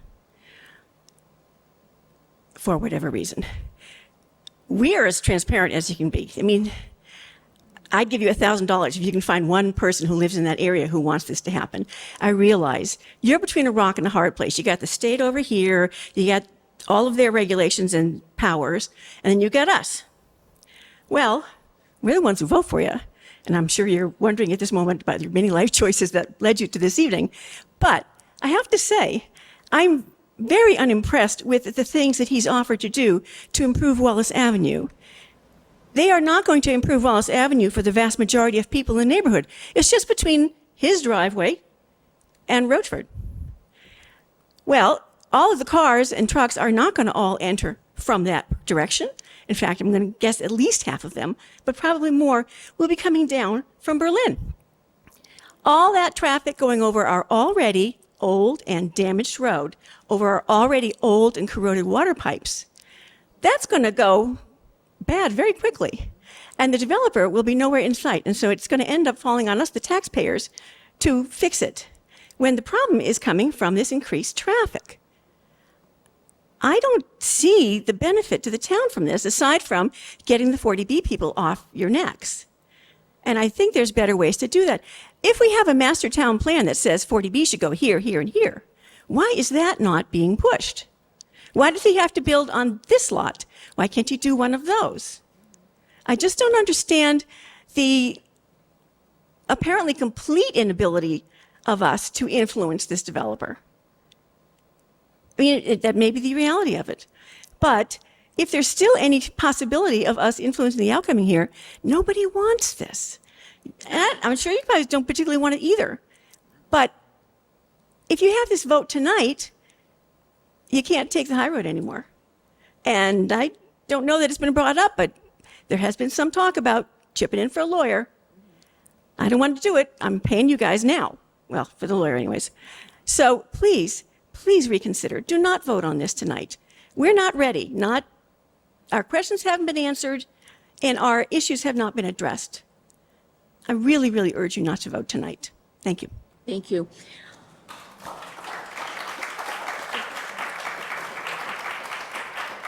All right, are there any other public comments?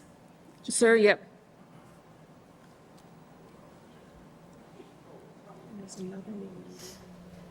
All right. Hi, I'm Bill Sheridan, 54 Wallace Ave. To me, the lip agreement, if that's what's online and I read today, it doesn't seem to be adequate at all. And I think you really missed the boat by not having the input from us through Dan back when this was being discussed. For me, the main thing is the safety issue. We've got a lot of kids in the street. They're on bicycles, skateboards, rollerblades. There's basketballs out in the street. Now with the electric bikes and electric scooters, it's like twice as fast. I don't know how all of that traffic makes those kids safe. I don't see any way to make that safe for the kids. And we've had a fatality on that street. There's a bad corner 5 years ago or so. It's a bad road. You have to really go slow. In the wintertime, when the cars on one side of the street can't use their driveways because it's too steep, so they park in the street, then, you know, you're even really more narrow because now you got the trash pickup or whatever, and you're pretty much stopped. More work has to be done to make this sound good. And I have a question too. We'll say we're around 5%. What about our neighboring towns? How are they doing? Are they all up to the limit? I would suggest that we put this on hold until we have a proper meeting. Thank you. Thank you, sir.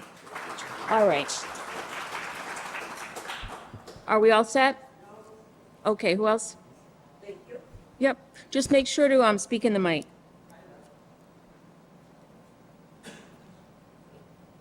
Hello, everyone. My name is Lori Willette Capozzo. I live at 40 Green Street in Auburn and have for 62 years. My father has been living at 40 Green Street in Auburn since he was 10. He's seen a lot of development in this town. He was also the town plumbing inspector for about 45 years. So he probably inspected most of the homes here. My brother is now the town plumbing inspector. Okay? The family has been here forever. My grandchildren come. Green Street is a dead-end street. And what happens, if you could get off your cell phone, sir, I'd appreciate it. I am speaking.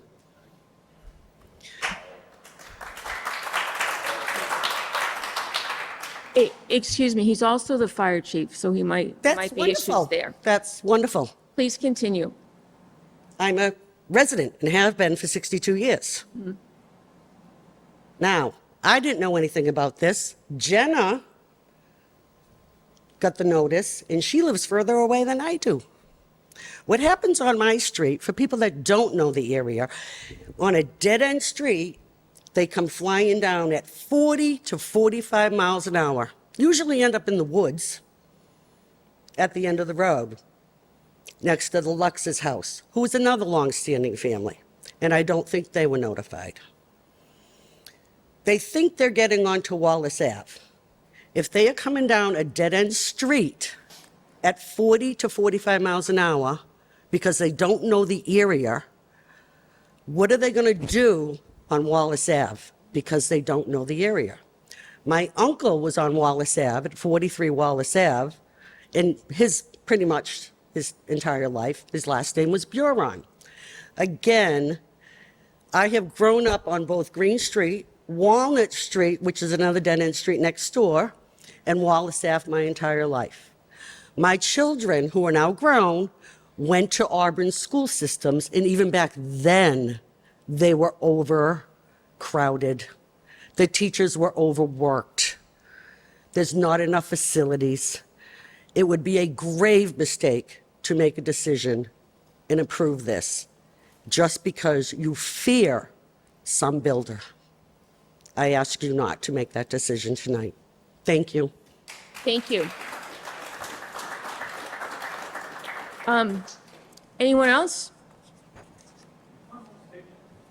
All right, one more, and then we'll wrap up. Thanks, Edward. Best practice, excuse me, the best practice theory that they were just talking about is something that I recommended. talk- and that the best practice theory that I recommended at the last meetings we had, that the people that were at that meeting said that they would look into it. In other words, see what the other towns are doing, because at the time I showed them a lot of the towns around here are denying these developers, and they're not having any problems with it. And again, that goes back to the numbers I gave you. 69% of them don't go through the review process. So a lot of the towns have taken a different look at this. Like they have somebody in the town that's responsible to keep everybody updated on the changes. And there's been a lot of changes to the 40B practice. So I think that's very important, that the town look to the other towns and see what they're doing that's working and utilize some of that information. It's a good business practice, so everybody uses it. So enough said. Thank you. Thank you, sir. Do you want to say it? Well, do you want me to say it? The thought here is, and our town manager suggested this, some of you might remember, I think Mr. Craig, you mentioned this, you went to the meeting where we had the consultant speak about 40B and explain everything. We're thinking it'd be a good time to have this person come out and speak to us again, specifically about this project. We can have them come at our next meeting, and then she could tell us what we can and can't do, because she knows the law very well. She works with it all the time.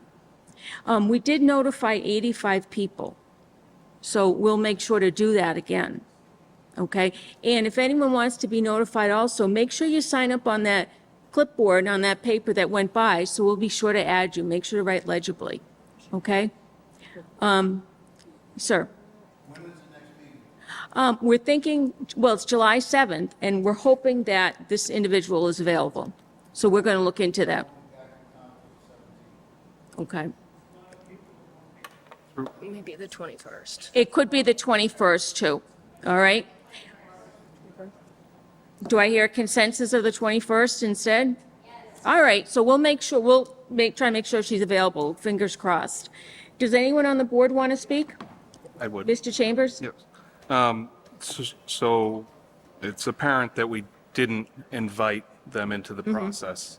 I feel like we should try to make that connection. Yep. Again, this board isn't approving or denying it, and I would like that education to happen. I know we hear schools, and we do empathize, and every step of the way, they don't care. They don't care about the schools. They care about safety, but when we ask what that threshold is, they don't provide an answer. When we say we've got kids in the street, and they're like, oh, well, we say there's 500 accidents. They're like, oh, well, it will be less. Like, again, we've gone through this with others, and I can tell you, I want affordable housing, but I've gone before the ZBA and spoke on behalf of the residents as well on things that aren't right. And I'm not telling you that this is the final piece. There is a long process to happen. It doesn't stop here. It doesn't stop with this board. And again, whether we agree or not on a LIP agreement, it's going to move forward. So I think, again, if we can set up a meeting with the representative to go over and, again, address some of these things. I don't know if the developer is open to changing at this point, but it doesn't hurt to at least try. I do know that Mr. Corain and myself had a lot of what you guys brought forward in mind. And even in this LIP agreement, we don't say they have to do it. We say, work with the engineers, work with the residents. Specifically, we talk about that one resident whose driveway or lights are going to be shining in their driveway. We didn't say you have to correct it. We said you work with them on the best solution to do that, because we're not the engineers. We don't know what that solution is going to be. So we try to take what you guys had in there. And again, there is a number discrepancy on that, But if you don't do it, that number discrepancy doesn't fix some of your concerns, and I'm not saying that they will. I'm for fighting it if there's something to fight on, but increased schools is not gonna win that, and I haven't heard anything. Yeah. I agree, and we've had state representatives in here. We've had discussions about how to make it, because it is a community issue. It's not just Auburn, it's others. We're getting hit hard, and again, I think we should open it back up and try to bring them in, have that discussion, and understand what this board is and what it isn't allowed to do, and that a lot of these concerns will be addressed in ZBA. We can certainly outline them, but we're not. The ZBA could look at any lip agreement and say, we don't agree with anything on that. It really does lie within them. Okay, thank you. Mr. Crane, did you want to speak here? No, I mean, I just wanted to reiterate what Mr. Chambers said, in that I'm fine moving forward. I'm fine, I think it's a great idea to have the 40B representative come in, explain the process again, as she explained it to the ZBA and those others that attended that Good. meeting. Yep. But I just want to be clear. We don't want 40B. Somebody said it earlier, and I've said this at several meetings. There's nothing affordable about 40B. They're 80% AMI. The units are not bringing affordable housing in. We negotiated some additional lower income units into this project. But 40B is, essentially a state law that is forcing municipalities like Auburn that are not at your 10% threshold to accept these projects and to go through a comprehensive zoning where the ZBA wears the hat of every other deciding board, the planning board, conservation commission, everything. ZBA has final say. And that's where all of these issues are going to get aired out. That's where all of these issues are going to be heard. And I can tell you, we had Senator Moore in here. We had Representative Frost in here at our request. We were the first municipality in their districts who asked them to come in and talk specifically to us about 40B. And for about an hour and a half, we told them everything that was wrong with 40B and everything we wanted them to do at the state level to correct the law. And they're now going around to all the other municipalities and saying, Auburn wants us to do this. Are you willing to sign on? So don't think that I don't want you to have the perception that we want this type of project on Wallace Avenue. You're correct. Our master plan has identified areas where we want to see development, where infrastructure is better for it. And, we advocated, this board is the one that brought to town meeting a moratorium, if the AG signs off on it, to allow us to better align our zoning, with those master plans, because we have done great plans and then we have not followed through. Previous boards have not followed through to make sure that when developers are coming to town, we're pointing them towards these parcels where we want to see development. Until we do better planning, this is the stuff we're stuck with. And the select board does not have the authority to say yes or to say no. It rests with the ZBA. What the select board can do is say, in return, we want you to do extra. We want to try to extract mitigation out of you that you do not normally have to pay for our endorsement on the state level. It doesn't guarantee the plan moves forward. The ZBA gets that point. And that's what we're trying to do. We're trying to get the best proposal if it goes to the state and if it goes forward. I can tell you we have raised issues for Perry Place and for other 40B developments where we have sent in 20, 25, 30-page letters saying schools, saying traffic, saying environment, conservation commission. Perry Place is building within 25 feet of a wetland. Within 25 feet of a wetland. We negotiated with Wallace to stay out of the 100-foot buffer of the wetland. Yet Perry Place, the state said, you know what? Looks good, move forward. So we sympathize, we understand, we agree, but time and time again, we're getting told that doesn't matter. That doesn't matter. It can go on to the next level. It can go on to the next level. So we're faced with either taking what essentially amounts to a symbolic stand against it, or we can try to say at our level on this agreement, we are going to try to get everything we possibly can out of you, knowing you have to go through these other steps. and knowing that the ZBA is the one that can say no. So I agree with, bringing in the 40B consultant. Yep. And asking her point blank if there are other issues that can be done, that can be utilized to make this a better project or stop this project in general. But in the end, at some point, this developer, quite frankly, will say, I'm not going to continue down this road. Forget your friendly 40B, forget your lip, I'm going directly to the state. Because that's what happened with Perry Place. It's exactly what they did. We negotiated a lip.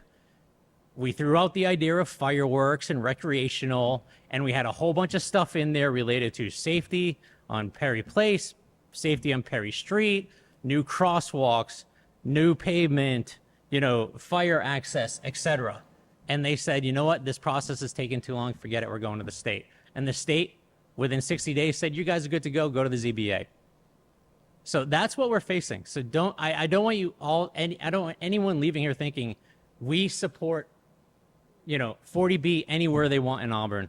We don't. We have areas where we want it. Unfortunately, our zoning is not set up to support the plan, and previous administrations and previous boards have not gone out and done a very good job of marketing to developers like this gentleman who, quite frankly, compared to other 40B developers, I will tell you, has a better reputation in municipalities where he's worked in than some of our other 40B developers that are working in town right now. To say, we like your projects, you get good reputation, but we want you to build over here. We just haven't done the legwork necessary. So we're stuck with what we're stuck with. All right, does anyone else want to speak? Okay, so do I hear a motion to close the public hearing? So moved. So moved. Well, do I hear a motion to close the public hearing? So moved. Okay, do I hear a second? Second. Okay, all in favor? Aye. Aye, okay. And our plan is, Opposed, Madam Chair. you're opposed? All right. So our plan is to have a meeting on July 21st. That's the Monday, right? Yeah, that is our That's next our next- regular meeting. Okay, and to get the consultant to come in. And as we did this time, we'll notify the 85 abutters, and we'll put notices on the website and on Facebook and things like that, too. Okay? Yeah, we did 9. Well, I'm hoping people just didn't, toss it. Double it? Yeah, well,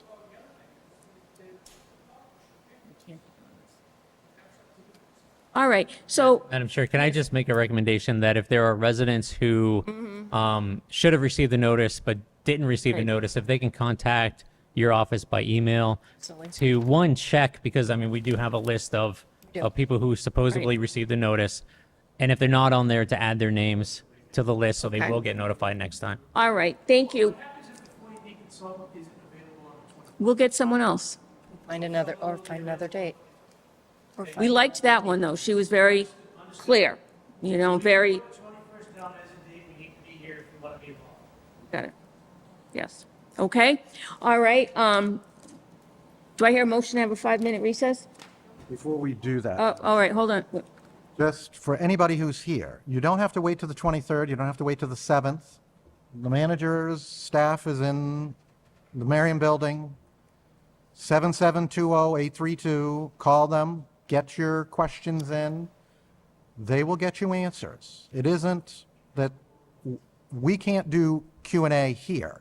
That doesn't mean you can't ask your questions. It's just they're the ones that are going to actually do the research and give you the actual answer that you need. So don't wait till the 23rd. Call them or email them, however you want to communicate, so that they have it ahead of time and they can give you answers to your questions that are thorough, complete, and you're going to walk away maybe not happy, but you're at least going to be forearmed with the information. Okay, all right. Madam Chair, I'll make a motion for a 5-minute We recess. have a motion. Second. She's been waiting. Is it on Wallace Ave? It was on the voting for the Auburn Housing Authority. I just wanted to speak, I was told I could. Unfortunately, it's at the end of the meeting. I'm sorry, but I'm going to come speak to you during the recess, okay? It's too late. I thought you were talking about Bryn Mawr, yeah. I mean okay. Okay. Can I just speak? Can you just give me, it's probably gonna be 3-4 minutes. Yep, I appreciate it. thank you. And identify yourself and speak into the mic. My name is Trina Ginkus, and I appreciate you taking the time to just listen to me on this topic. I really do, and I appreciate everybody here as well.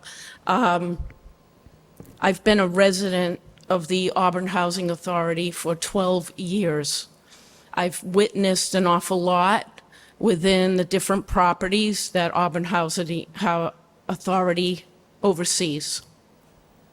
It's a very difficult job to be the spokesperson for the residents up against the board. They have to follow rules and regulations and money and all this kind of stuff. And then we're coming up with our hearts and saying, my toilet always does this and you never fix it. And they listen and they go, okay, and then that's the end of it. And we have to keep, and these are older people, younger people, people with families.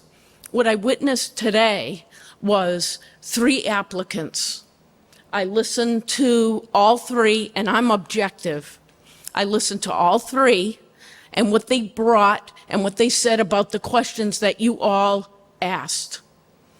And one was vague, and I went, okay, I understand, okay, yep, I heard what he said, and I went, well, he doesn't seem like a good candidate for me.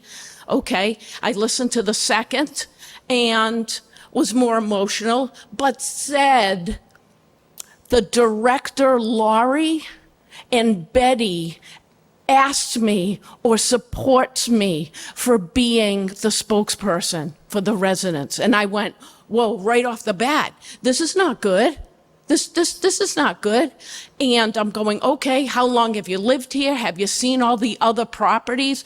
I listened how this candidate answered the questions, and I was like, ooh, I don't know if I would put myself in her hands. Okay, third person got up, and I went, whoa, okay, sharp, answered your questions, even answered your question when you asked yours. She was over and gave us an awful lot of information about where she's come from and been on boards.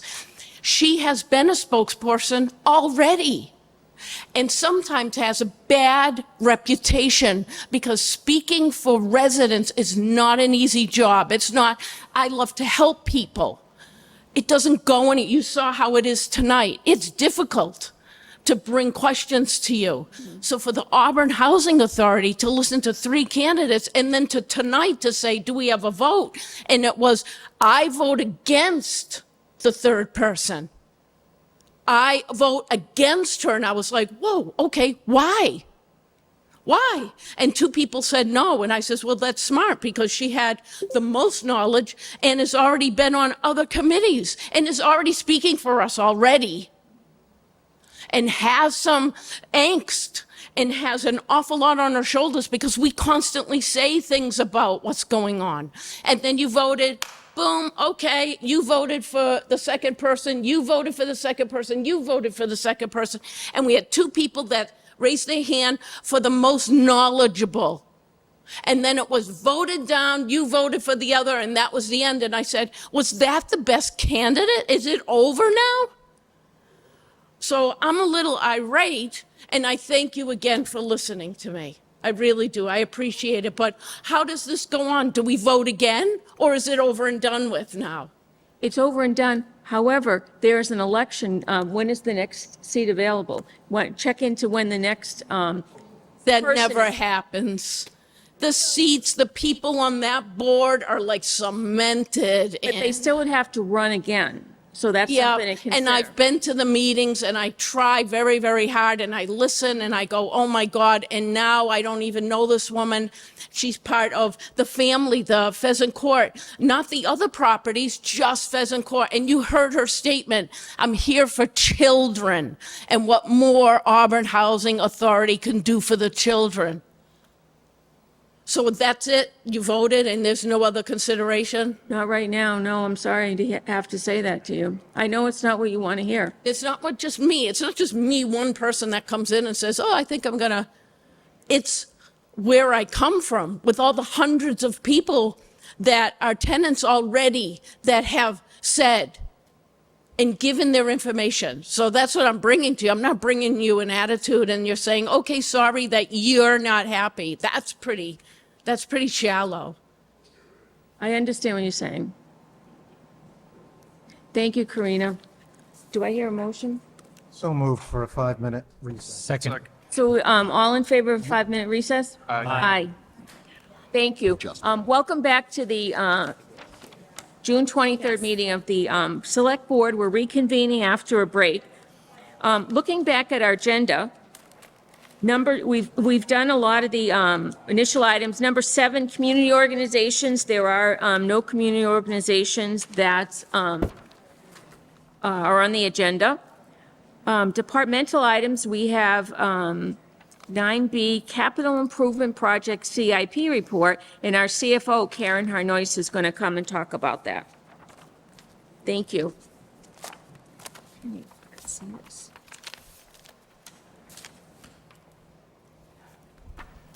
Good evening. Good evening. I would just like to ask, does everybody have a copy of the report? We have 3 pages, right? Yes. Okay, are they 3 different pages? Yes. Okay, thank you. All right. Okay, thank you. So I'm going to present the capital project balances, the projects, and I updated the balances as of June 12th of 2025. So these are the balances that are in the capital projects. Generally, this is where the money was borrowed. In a couple of instances that we'll go through, we'll see that there are some other sources of funding that was also included. So what I did is I went through all of the accounts that were on the books. I put in, as you can see, some of the years go back a little bit. So I put in the years, the balances, and then I reached out to each department that was responsible for the article to get comments as to whether we should keep them open, whether we should close them or repurpose them. I'm not sure if you want me to go through, I'll go through the different categories. Do you want me to go through each one of them and just kind of quickly go through and talk about the comments from the department heads? Yeah, let's talk about what this is first. So these are the articles from town meetings, correct? These are the articles from town meetings that are generally concern borrowing. Yep.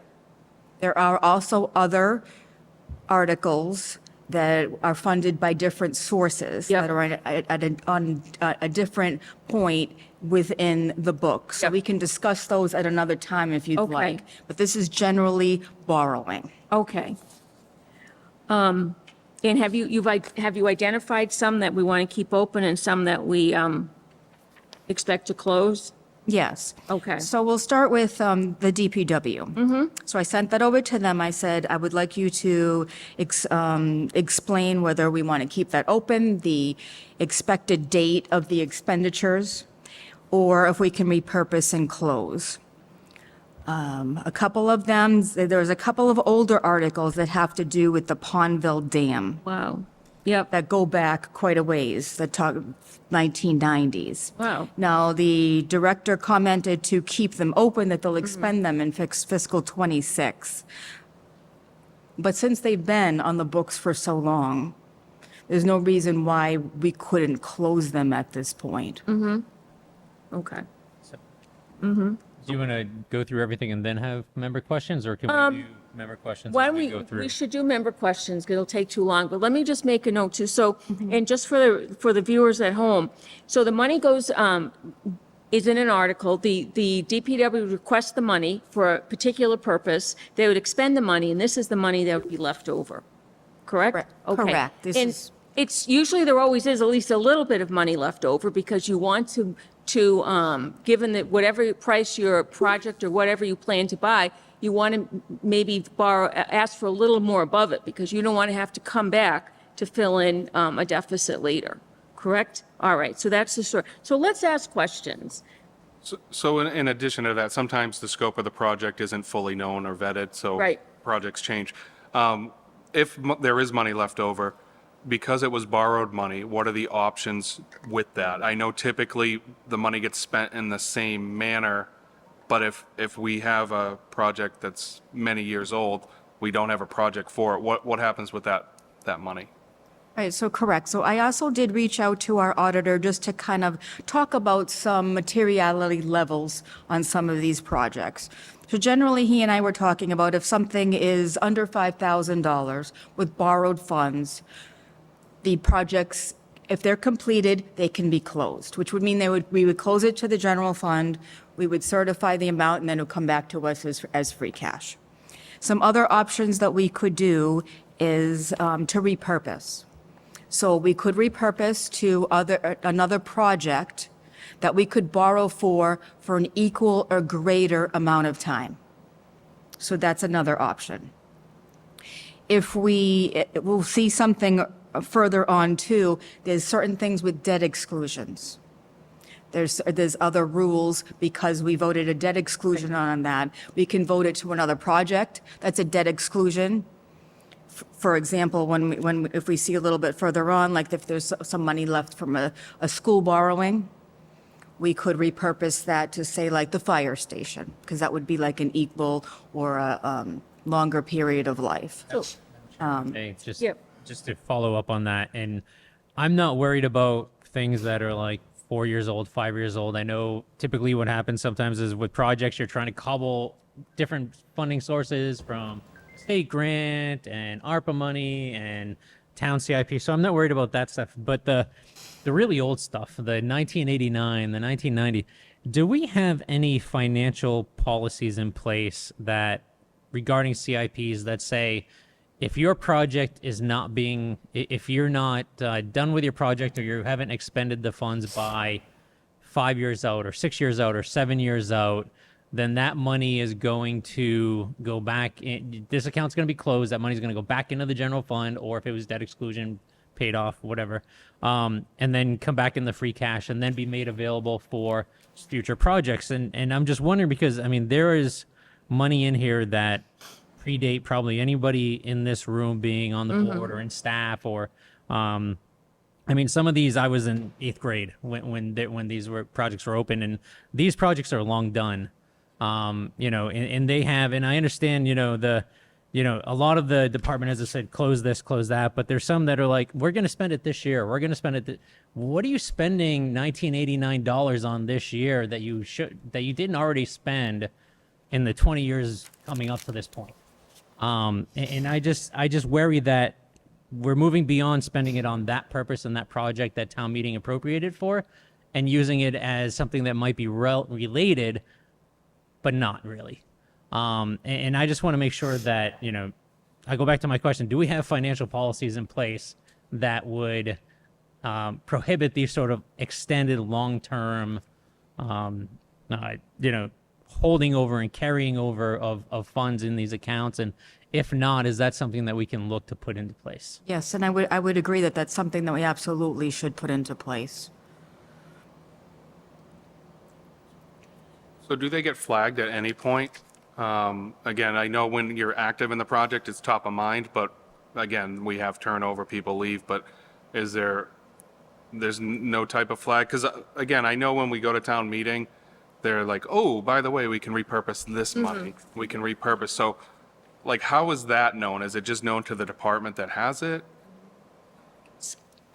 Through the chair, we do an analysis of this during the budget process, and we talk to the departments that have balances here. I have spoken to Karen about some of the older ones, and that's why she made a recommendation to actually close some of them out. They do at that time with the town manager and the chief financial officer during the budget season talk about where the expenses are that year, where the priorities are, to see if something can be reappropriated. But the issue and the concern that actually Karen monitors, and she does it really well, is to ensure that nothing is spent out of those accounts that shouldn't be. And so in other words, if it's borrowed, or like she talked about debt service, there's nothing that goes by her that is not, that doesn't get stopped if it's not supposed to be paid from that account. And I know because I hear it from some department heads who have tried, so I know it doesn't actually get through. But you can speak to that, Karen, if you'd like. So evidently, because what we were talking about is having policies and procedures. I don't know 100% for sure, but because of some of these being on for so long, I would assume that we probably don't have anything in writing. So we will work on that for a period of time. But these comments that are on here, I just want to say, like from DPW, that's from the DPW director. That isn't necessarily, if the town manager and myself looked at it, what we would recommend. I just wanted to reach out to the department and say this would be their recommendations. But obviously, by looking at some of these older ones, that, you know, they probably should be closed. And if they really needed the money, to come back and ask and give a reason why they would need the money at this date. That's what I wanted to just. Along with the policies, I wanted to know if when they do come back and ask, is that, because these were initially appropriated by town meeting, is that something that the town manager and yourself sign off on? Is that something where they go to the finance committee and there's another sort of level where the finance committee weighs in? Or is that where they have to go back to town meeting and change? So just thinking, you know, just picking one out, you know, we have Auburn Street design from 2009. There's $25,000 left in there. Auburn Street has been designed. It was a TIP project. It's been constructed. The state has closed it out. We have $25,000 in design money, and it says reappropriate toward Pinehurst Ave design. Is that a reappropriation that it gets made on your level, or does that go back to finance committee, or does that go back to town meeting? So that would have to go through town meeting, and it would be recommended as a warrant article, so it would also be reviewed by finance and by the town manager. So I have a question. I mean, my understanding was if you wanted to repurpose the money, you'd have to do it with the original intent of the authorization in mind. So you couldn't take money that was going to go for Auburn Street and spend it on windows at the school, correct? Well, you'd have to do it, as I had mentioned a little bit earlier, for something that is of a purpose that you could borrow for the same amount of time or longer. So you couldn't take something like, if the Auburn Street design, for example, was a 10-year, and we said we wanted to buy computers that are 5 years, then we couldn't do that. Okay, but you can do from one department to another, basically. Correct. And my understanding is that only the select board can close out the accounts, and we usually, it was something that's done every other year or so. Is that correct? I'm sorry, repeat that again? Who can close the accounts? For instance, I see the account can be closed. That's only the select board can close those, correct? I could close them as well. You as, could as too? the CFO, Okay. yes. All right, thank you. So through the Yep. chair. So is there a CIP fund that's not allocated to a project? Or again, like if we're turning money back over to free cash, but the intent was for a capital project, is there a non-allocated capital project fund or account where that would go? Because again, if the intent is to spend it on improvements, why would it go to free cash and then open it up? Like, No, I'm not aware of a fund that would be that, you know, is for unallocated or building up like a capital projects. We have a CIP fund, don't we, that we expend the interest from every year? We have a trust fund. A trust that's a fund, that's trust my name. That's Yeah. a trust fund. That's it, okay. Haven't contributed. Yes, Right. and we do use the interest Yes. on that as part of the budget process. but rather than turning money back over to free cash, could it go to fund that trust? So we can, again, the intent is capital expenditure, let's put it for future capital expenditures rather than free cash. Especially, we've already paid for it. So Right. we don't want to see, or I don't want to see, I shouldn't use the royal we, something that, you know, I would like to see us do. We had a target at one time for the CIP trust fund. I would like to see us now do a new target. I think this might be a source of revenue to do that. But I think we need more than, I forget how much the goal was, like $1.5 million or something at the time, which was great. But I think as we are looking, especially, we just did the fire station, you know, we have a lot of other unfunded building needs, shall we say. And we've already taken this money from the taxpayer. So to be good stewards of their money, it would be great if we put this money legally into a fund that would then require us to spend or take less on the tax levy for them, and then we'd have a little bit more of a balance. Yeah, and to that point, you know, again, I don't want to go, well, I kind of want to go into specifics with these accounts, but we'll be here all night. But, you know, there are 5 accounts that total up around $330,000 that are related to the Auburn Middle School and the high school, whether it's land acquisition, construction, feasibility study. Both of those projects are done. I understand the high school's already paid off, but is that money that could go and be paid off against the principal of the Auburn Middle School loans to reduce the impact to the taxpayer, you know, and sort of give it back to them in that manner, as another option to, you know, to using for different projects? I mean, I think what it comes down to is just being, and I don't want to say, you know, being more in-depth or having closer eyes on this, so we are being better stewards of the taxpayers' money, I think is the goal of the various members here who at one time or another have asked for this report. And it doesn't have to be a one-size-fit-all. I think the CFO, the town manager, obviously finance, as we do have a policy, as we know. It's not on this, but I would say we need to convene those parties and come up with a reasonable, you know, idea of what it should be, and then let's all support that and move forward. Or, I mean, or, you know, going back, we know that the last budget hearing, we heard that projects on Bryn Mawr that were badly needed were getting set aside so that they could do something else. Well, can that money from the middle school and from the high school be utilized to make the improvements at Bryn Mawr? You know, that kind of, you know, thinking, instead of saying just keep it open for, we'll spend it this year, you know, to look at better ways to spend it. Yes, no, I think we need to develop a policy, which I'm not saying we shouldn't be looking at. We might be looking at adding, you know, a temporary classroom, if we're hearing correctly from earlier. So obviously that's something that this money would, you know, we would want that to go to, so that people would have a reasonable workspace, our students would have a reasonable study space.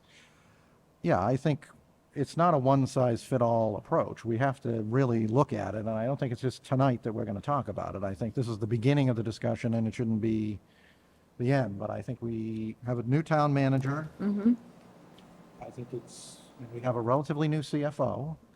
So let's use those individuals that we've hired to move us forward and give us some good ideas. I do have a question too. I used to hear from our previous town accountant would talk about arbitrage issues where we couldn't make money from borrowed money. So I don't know if that comes into play in any of these. If this is all borrowed money, we've been making earning interest on it, correct? That's correct, and it could come into play with any of these if they were to come back to us, to the town, and ask about if these projects that are still outstanding. So if the people we borrowed the money from came back? I'm not would sure come back? exactly who it would be, if it Okay. would be the, I'm not sure who, but yes. Okay. There could be issues with arbitrage. Now, I know that there are other articles too that come through in the town meeting warrant with, where the funds are not borrowed. I mean, I'm assuming that, can we get a report on those also? Because I'm assuming there'll probably be some old ones floating around there too. Thank you. Okay, Yes. thank you. And through the chair, if I could, if I could just point out under the school. Yep. There's the two shaded sections. Yep. Like the light blue, and then the like the light orange underneath that. That's just to point out, whereas like Selectman Crane was talking about, the ones that in the blue. So these surplus proceeds of any amount can be appropriated for any purpose which the town may borrow for an equal or greater. Or if they're 50,000 or less, which is this category, they may be applied to the payment of any debt service with the approval of the select board. Okay. Thank you. So I wanted to point that out. And then the one underneath, the middle school project, was a debt exclusion. So the funds could be appropriated to a project that is also debt excluded, or if it's appropriated to a non-debt excluded project, then there has to be some recalculation of the debt exclusion if we were to get into that. All right. Is our debt excluded? No, I take back the question. Thank you. No, that's okay. Yeah, we still have a few projects for the middle school that we're still paying the debt for that were debt excluded. Okay, thank you. All right. Any other questions? Well, thank you for the report. Yeah, thank you. I know I've been asking for it, and I'd love to see the other ones as well and start having some guidelines and policies in place. So it always baffled me, especially when I first got on, and I'd say, why are we reallocating money for something? And I was told that's the way we always do it. Well, let's understand why we're doing it and how it is. But again, just generally, whatever that policy is, it's out there, and I know transparency was thrown around. I don't think anyone's hiding anything, but the fact that none of us were here back in 1990, you weren't here in 90, were you? Close though. But that's what I'm saying is like I was at high school. You aged well. But that's my thing is like just to be aware of that is it's eye-opening to see. And you know what? Some of these also could be that we're budgeting projects really well, seeing, $25 left in a project. Like that's exciting to see. And I know in the world of project management, if you're within, a few percentage points, that's gold. Right. So again, it's an opportunity for some kudos on project budgets and spending on what the project was designed for. So. Okay, I do have another question. Aren't these, this information is contained in the town report, is it not?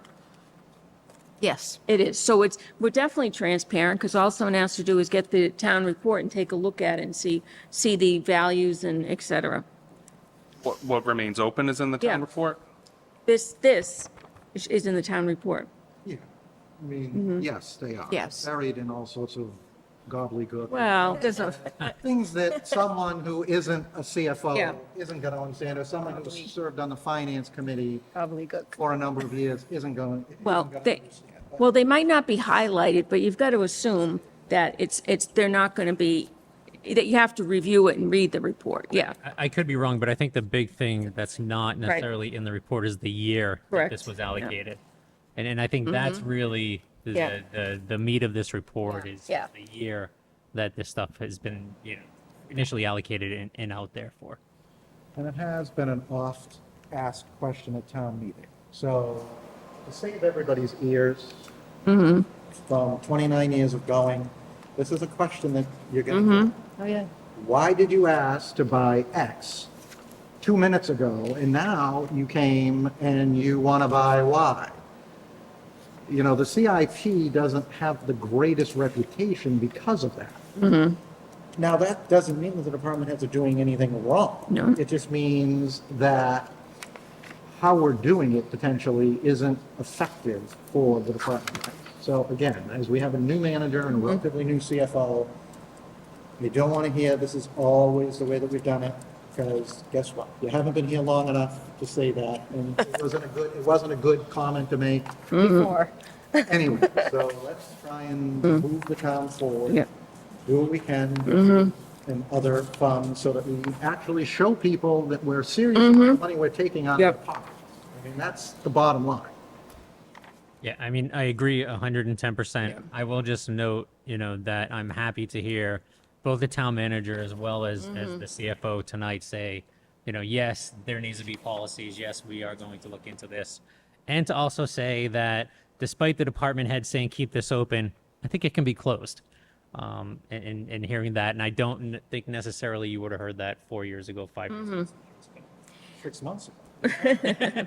Of a note, too, just from being on the Finance Committee, I have heard of occasions where the CIP money wasn't spent because the division head was able to get a grant to cover the costs. So that occasionally happens, too, which is a very good thing, I just think the more we do and get out the good news, which I think is what Mr. Crane is talking about and Mr. Chambers is talking about, and I think both of you are alluding to, and Patrick over there probably is, he wants to jump up, but it's late. He's been up since 5. Thank you. So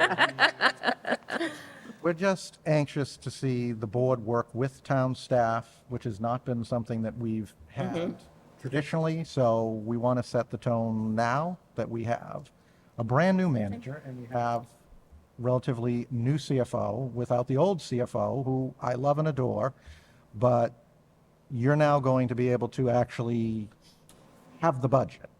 Ed just can't, even now, he's probably at home thinking about it, because he's just that, but I'm looking forward to seeing more of what you and Dory are going to do to move us forward. That's what this is all about.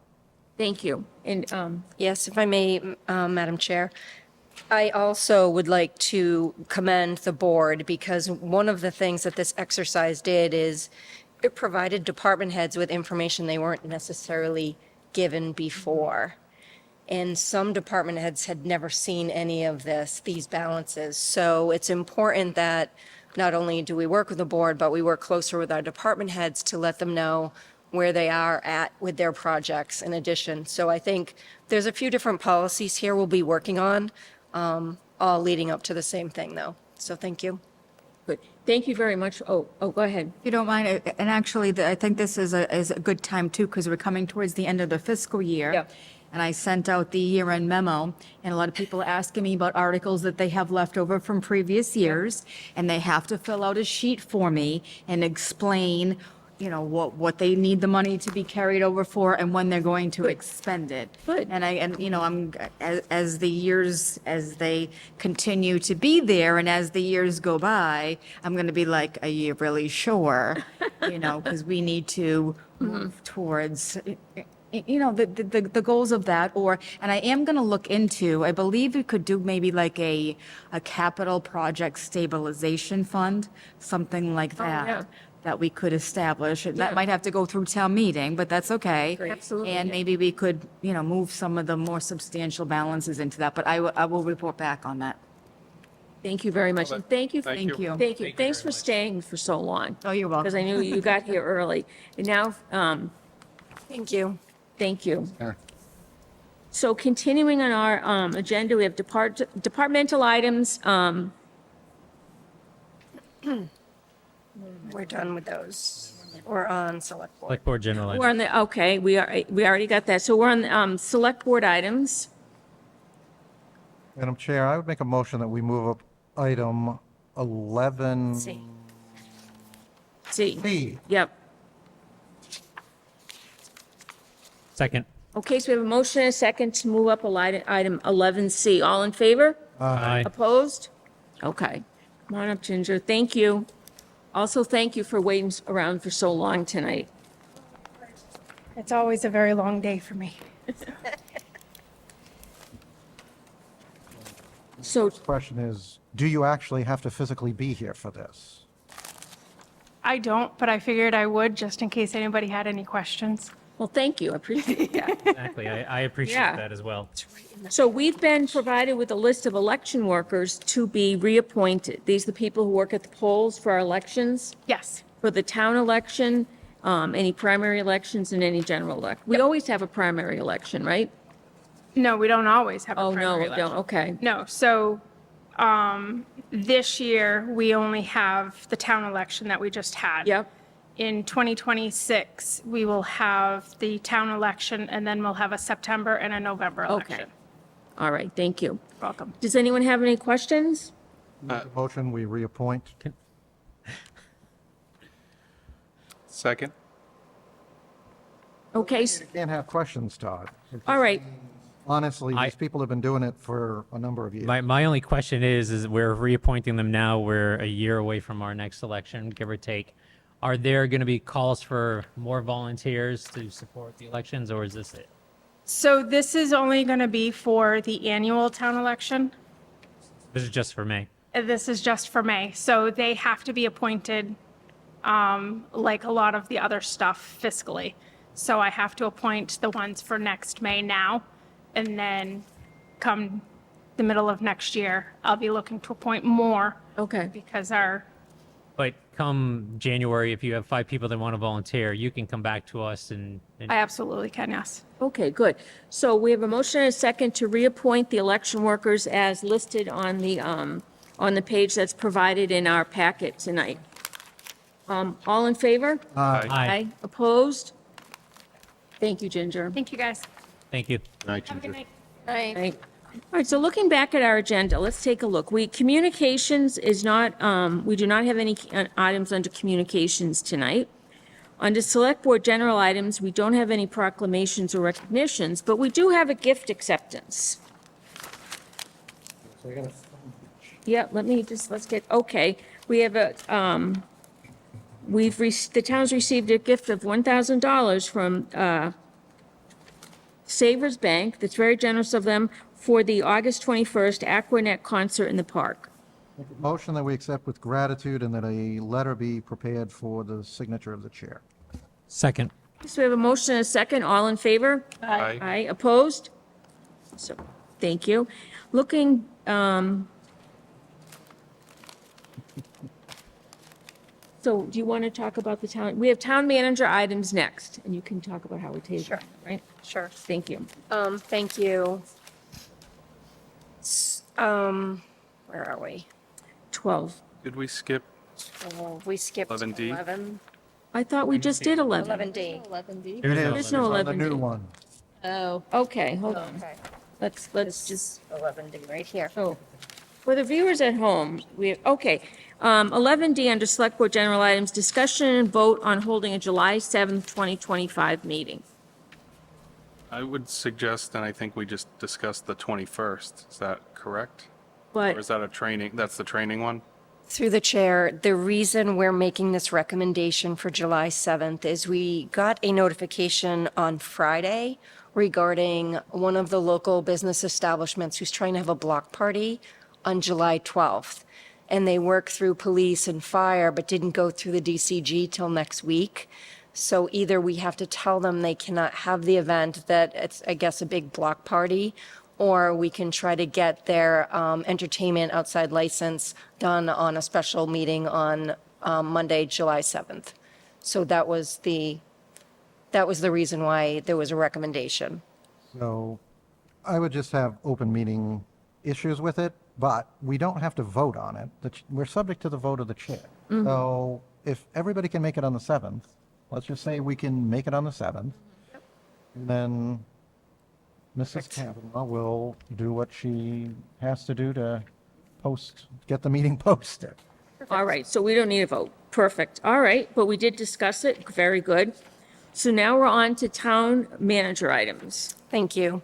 I'm going to defer both of these to the next Board of Selectmen meeting. The first one is the appointment of Scott Mills to Auburn Police Chief. I would like to, now that we are going to have a meeting on July 7th, I would like to have a little bit more time to prepare his contract and get that to you so that we have something to discuss on that day.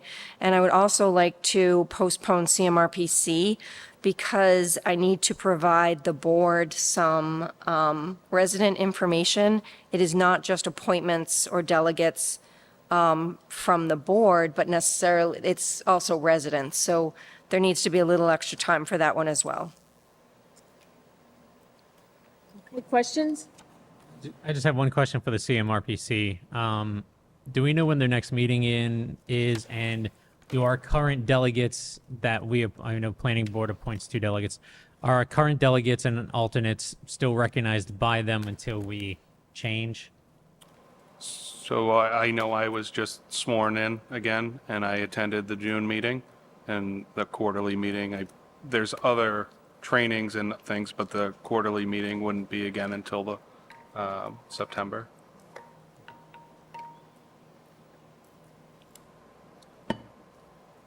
You were sworn in again for the select board delegate position? Town manager, I believe, was the Yeah, there's a couple of different positions, and that's why I needed to postpone this. We need an alternate and a delegate from the Board of Selectmen. I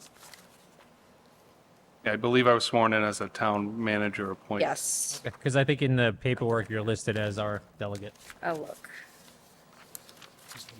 I can certainly get sworn in as something else if that's the case. I have no problem doing it, but there are a few other options, and I think that's what the town manager is asking for more time to clarify. Oh, no, that's fine. I just, a little confused. All right. Is that you are, It's 10 o'clock, right? All right, so continuing on, we don't have any tabled items to discuss. We do have member items under number 14. A is discussion and potential vote to forward the proposed traffic study bylaw from the annual town meeting, that was Article 35, to the zoning bylaw committee for consideration. and can I ask that we hold this until the meeting on the 21st? And the reason why is because the article that we're forwarding to them still has the same fatal flaws that we identified as part of the town meeting process. So before we forward it, can we edit it a little bit and then forward it to them so that, No, so it that fixes those was, issues? so my point was in forwarding it was to give them a shell to work off of. It was not intended that they take that and just send it along to October. I would like the zoning bylaw committee to work with staff, those, land use board members who are willing to give their opinion. This was not to just forward this for that purpose. I understand. I just don't know if the zoning bylaw committee is going to pick up on the fact that it's making references relevant to the city of Waltham, where this was lifted from, and not relevant to the town of Auburn in terms of geographic locations. How about this? We hold it to the 7th.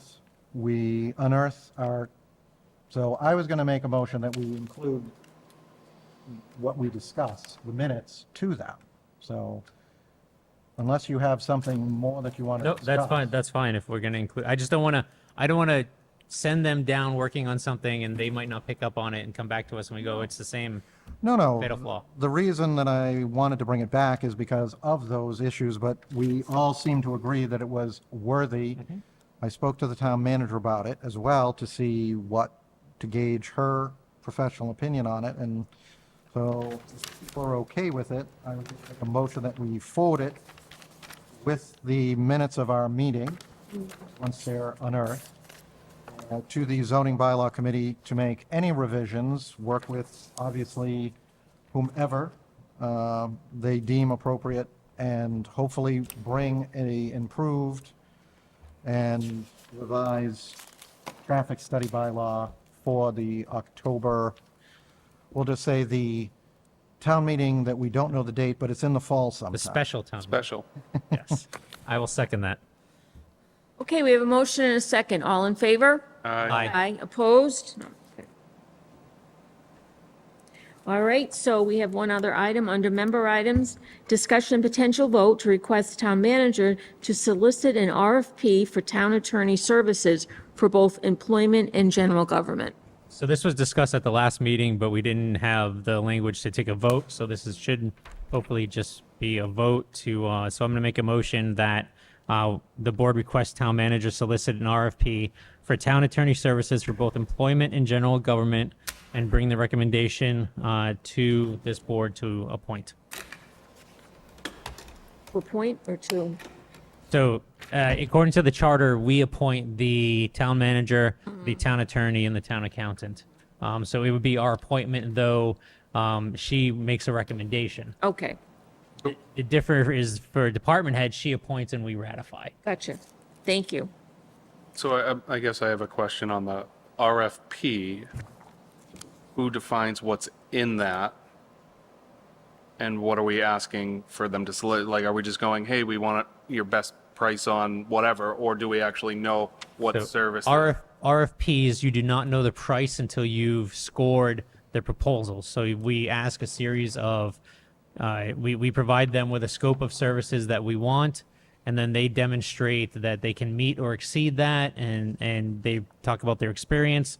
There's typically then an RFP committee that would meet, score them, choose the best, and then you open up the pricing. So we would need to understand what we're asking for before an RFP is sent. I guess that's what I'm trying to understand the process. Right. So we're requesting that the town manager prepare that and bring it back to us. Prepare a scope of service. Yep. Okay. Yes. For our review and approval. Exciting. All right. So did I hear a motion and a second? So moved and I will second it if you include that last Yes. bit of, if you'll amend your motion for that Say it last again. bit Absolutely. of verbiage. So that Yeah. it's clear that we're asking the manager and professional staff to prepare a draft for review and approval of the board before anything moves forward. I accept that friendly amendment. Okay, and we have a second. Okay, we have a motion and a second. All in favor? Aye. Opposed? Aye. So 4-1, all right. And public comments tonight. The second public comment period, Patrick Jones would like to speak. Thank you, Mr. Jones, for waiting. Thank you for allowing me to share a couple of more minutes. In light, I came in tonight because of Leicester Street and Bryn Mawr, but obviously being on other boards, I take an interest in the LIP that was going to be heard afterwards. And I made a couple of observations. I listened to the or watched the video of when the young lady, Mrs. Barrett, came in and spoke with everyone back. And I look forward to her coming back. But I think something that's been lost in translation that I wanted to share now that some of the energy is sort of subsided is that Mr. Corain made a really good, I really have 2 points to make relative to one, but Mr. Corain did a really good job or attempted to explain that the zoning board has a huge stake in this. And my observation is that as select individuals, a select body for the town, there are people that look up to you and some of our boards as leaders and so forth, and are looking for direction and looking for support and looking for help. So I think it would be really important to recognize when this young woman comes back to speak to everybody again, that she sort of draws a better understanding of what kind of, I would say, leverage or some kind of power that the state really has to enforce. Because what wasn't mentioned tonight is that 40B is regional. I mean, our residents can sit here and say as much as they want, well, what are the surrounding towns doing? But the fact of the matter still remains, as a community, we're under 10%, so we're a target. So I sort of get it, and I think that would be something that I think that the individual coming back should really clarify for our residents. As a select board and a dedicated, devoted, and countless hours that you give, I think you deserve to be understood and heard better. With that all said, the other thing is a Yankee drummer sort of came up, and I know that we have, we mentioned a changing CFO earlier. We just mentioned a new town manager coming in, and some of the board members. I can remember a time when people ran 5 or 6 terms, and some of you have only been on a couple of terms, and so there was a lot of history and a lot of strength with the knowledge that went with some of this. As Mr. Carpenter probably realizes, so many things come and go. But I'd like to think that the master plan is really key. And I just want to emphasize this evening with the air sort of clearing that you have a conservation committee, you have a planning board, you have a zoning board of appeals, you have an economic development committee, you have new town administration and management, and a really strong board of selectmen. So I think the opportunity to work together, and I'm not trying to correct anyone, but I think for someone listening who looks in this direction, I think it would be more important to see a little bit of interaction or between some of these boards, and to know that I'm sure all of you are watching some of these blips. You know, we have a master plan. The Yankee drummer isn't going to turn over tomorrow. There's other areas that are empty, but it's putting a little bit of burden and it's putting a little bit of stress on the other small areas. I mean, Auburn's not that big, so we have to make do with what we have. So I just wanted to take a minute, though I didn't intend originally to stay for a closing comment, and I thank all of you so much for allowing me the privilege to come up and just mention this. But I did make that observation tonight that I just think there's a lot more that has to come down the pike. And if we're going to bring in consultants, I think a key thing is people want to be heard and understood, and you're doing that. And I just hope that a lot of people get emailed questions to you, and a lot of people get information so that the next meeting can be a lot more informative than the meeting in February. Because even I sat down with my clipboard at the zoning board of appeal when they had the young woman come in and talk, and I had a list of questions, but now's not the time. So thank you again for allowing me to speak. Thank you very much, Patrick. Thanks for waiting for so long. All right, we have no minutes to look at. Do I hear a motion to adjourn? So moved. A second? Second. All in favor? Aye. Opposed? Oh.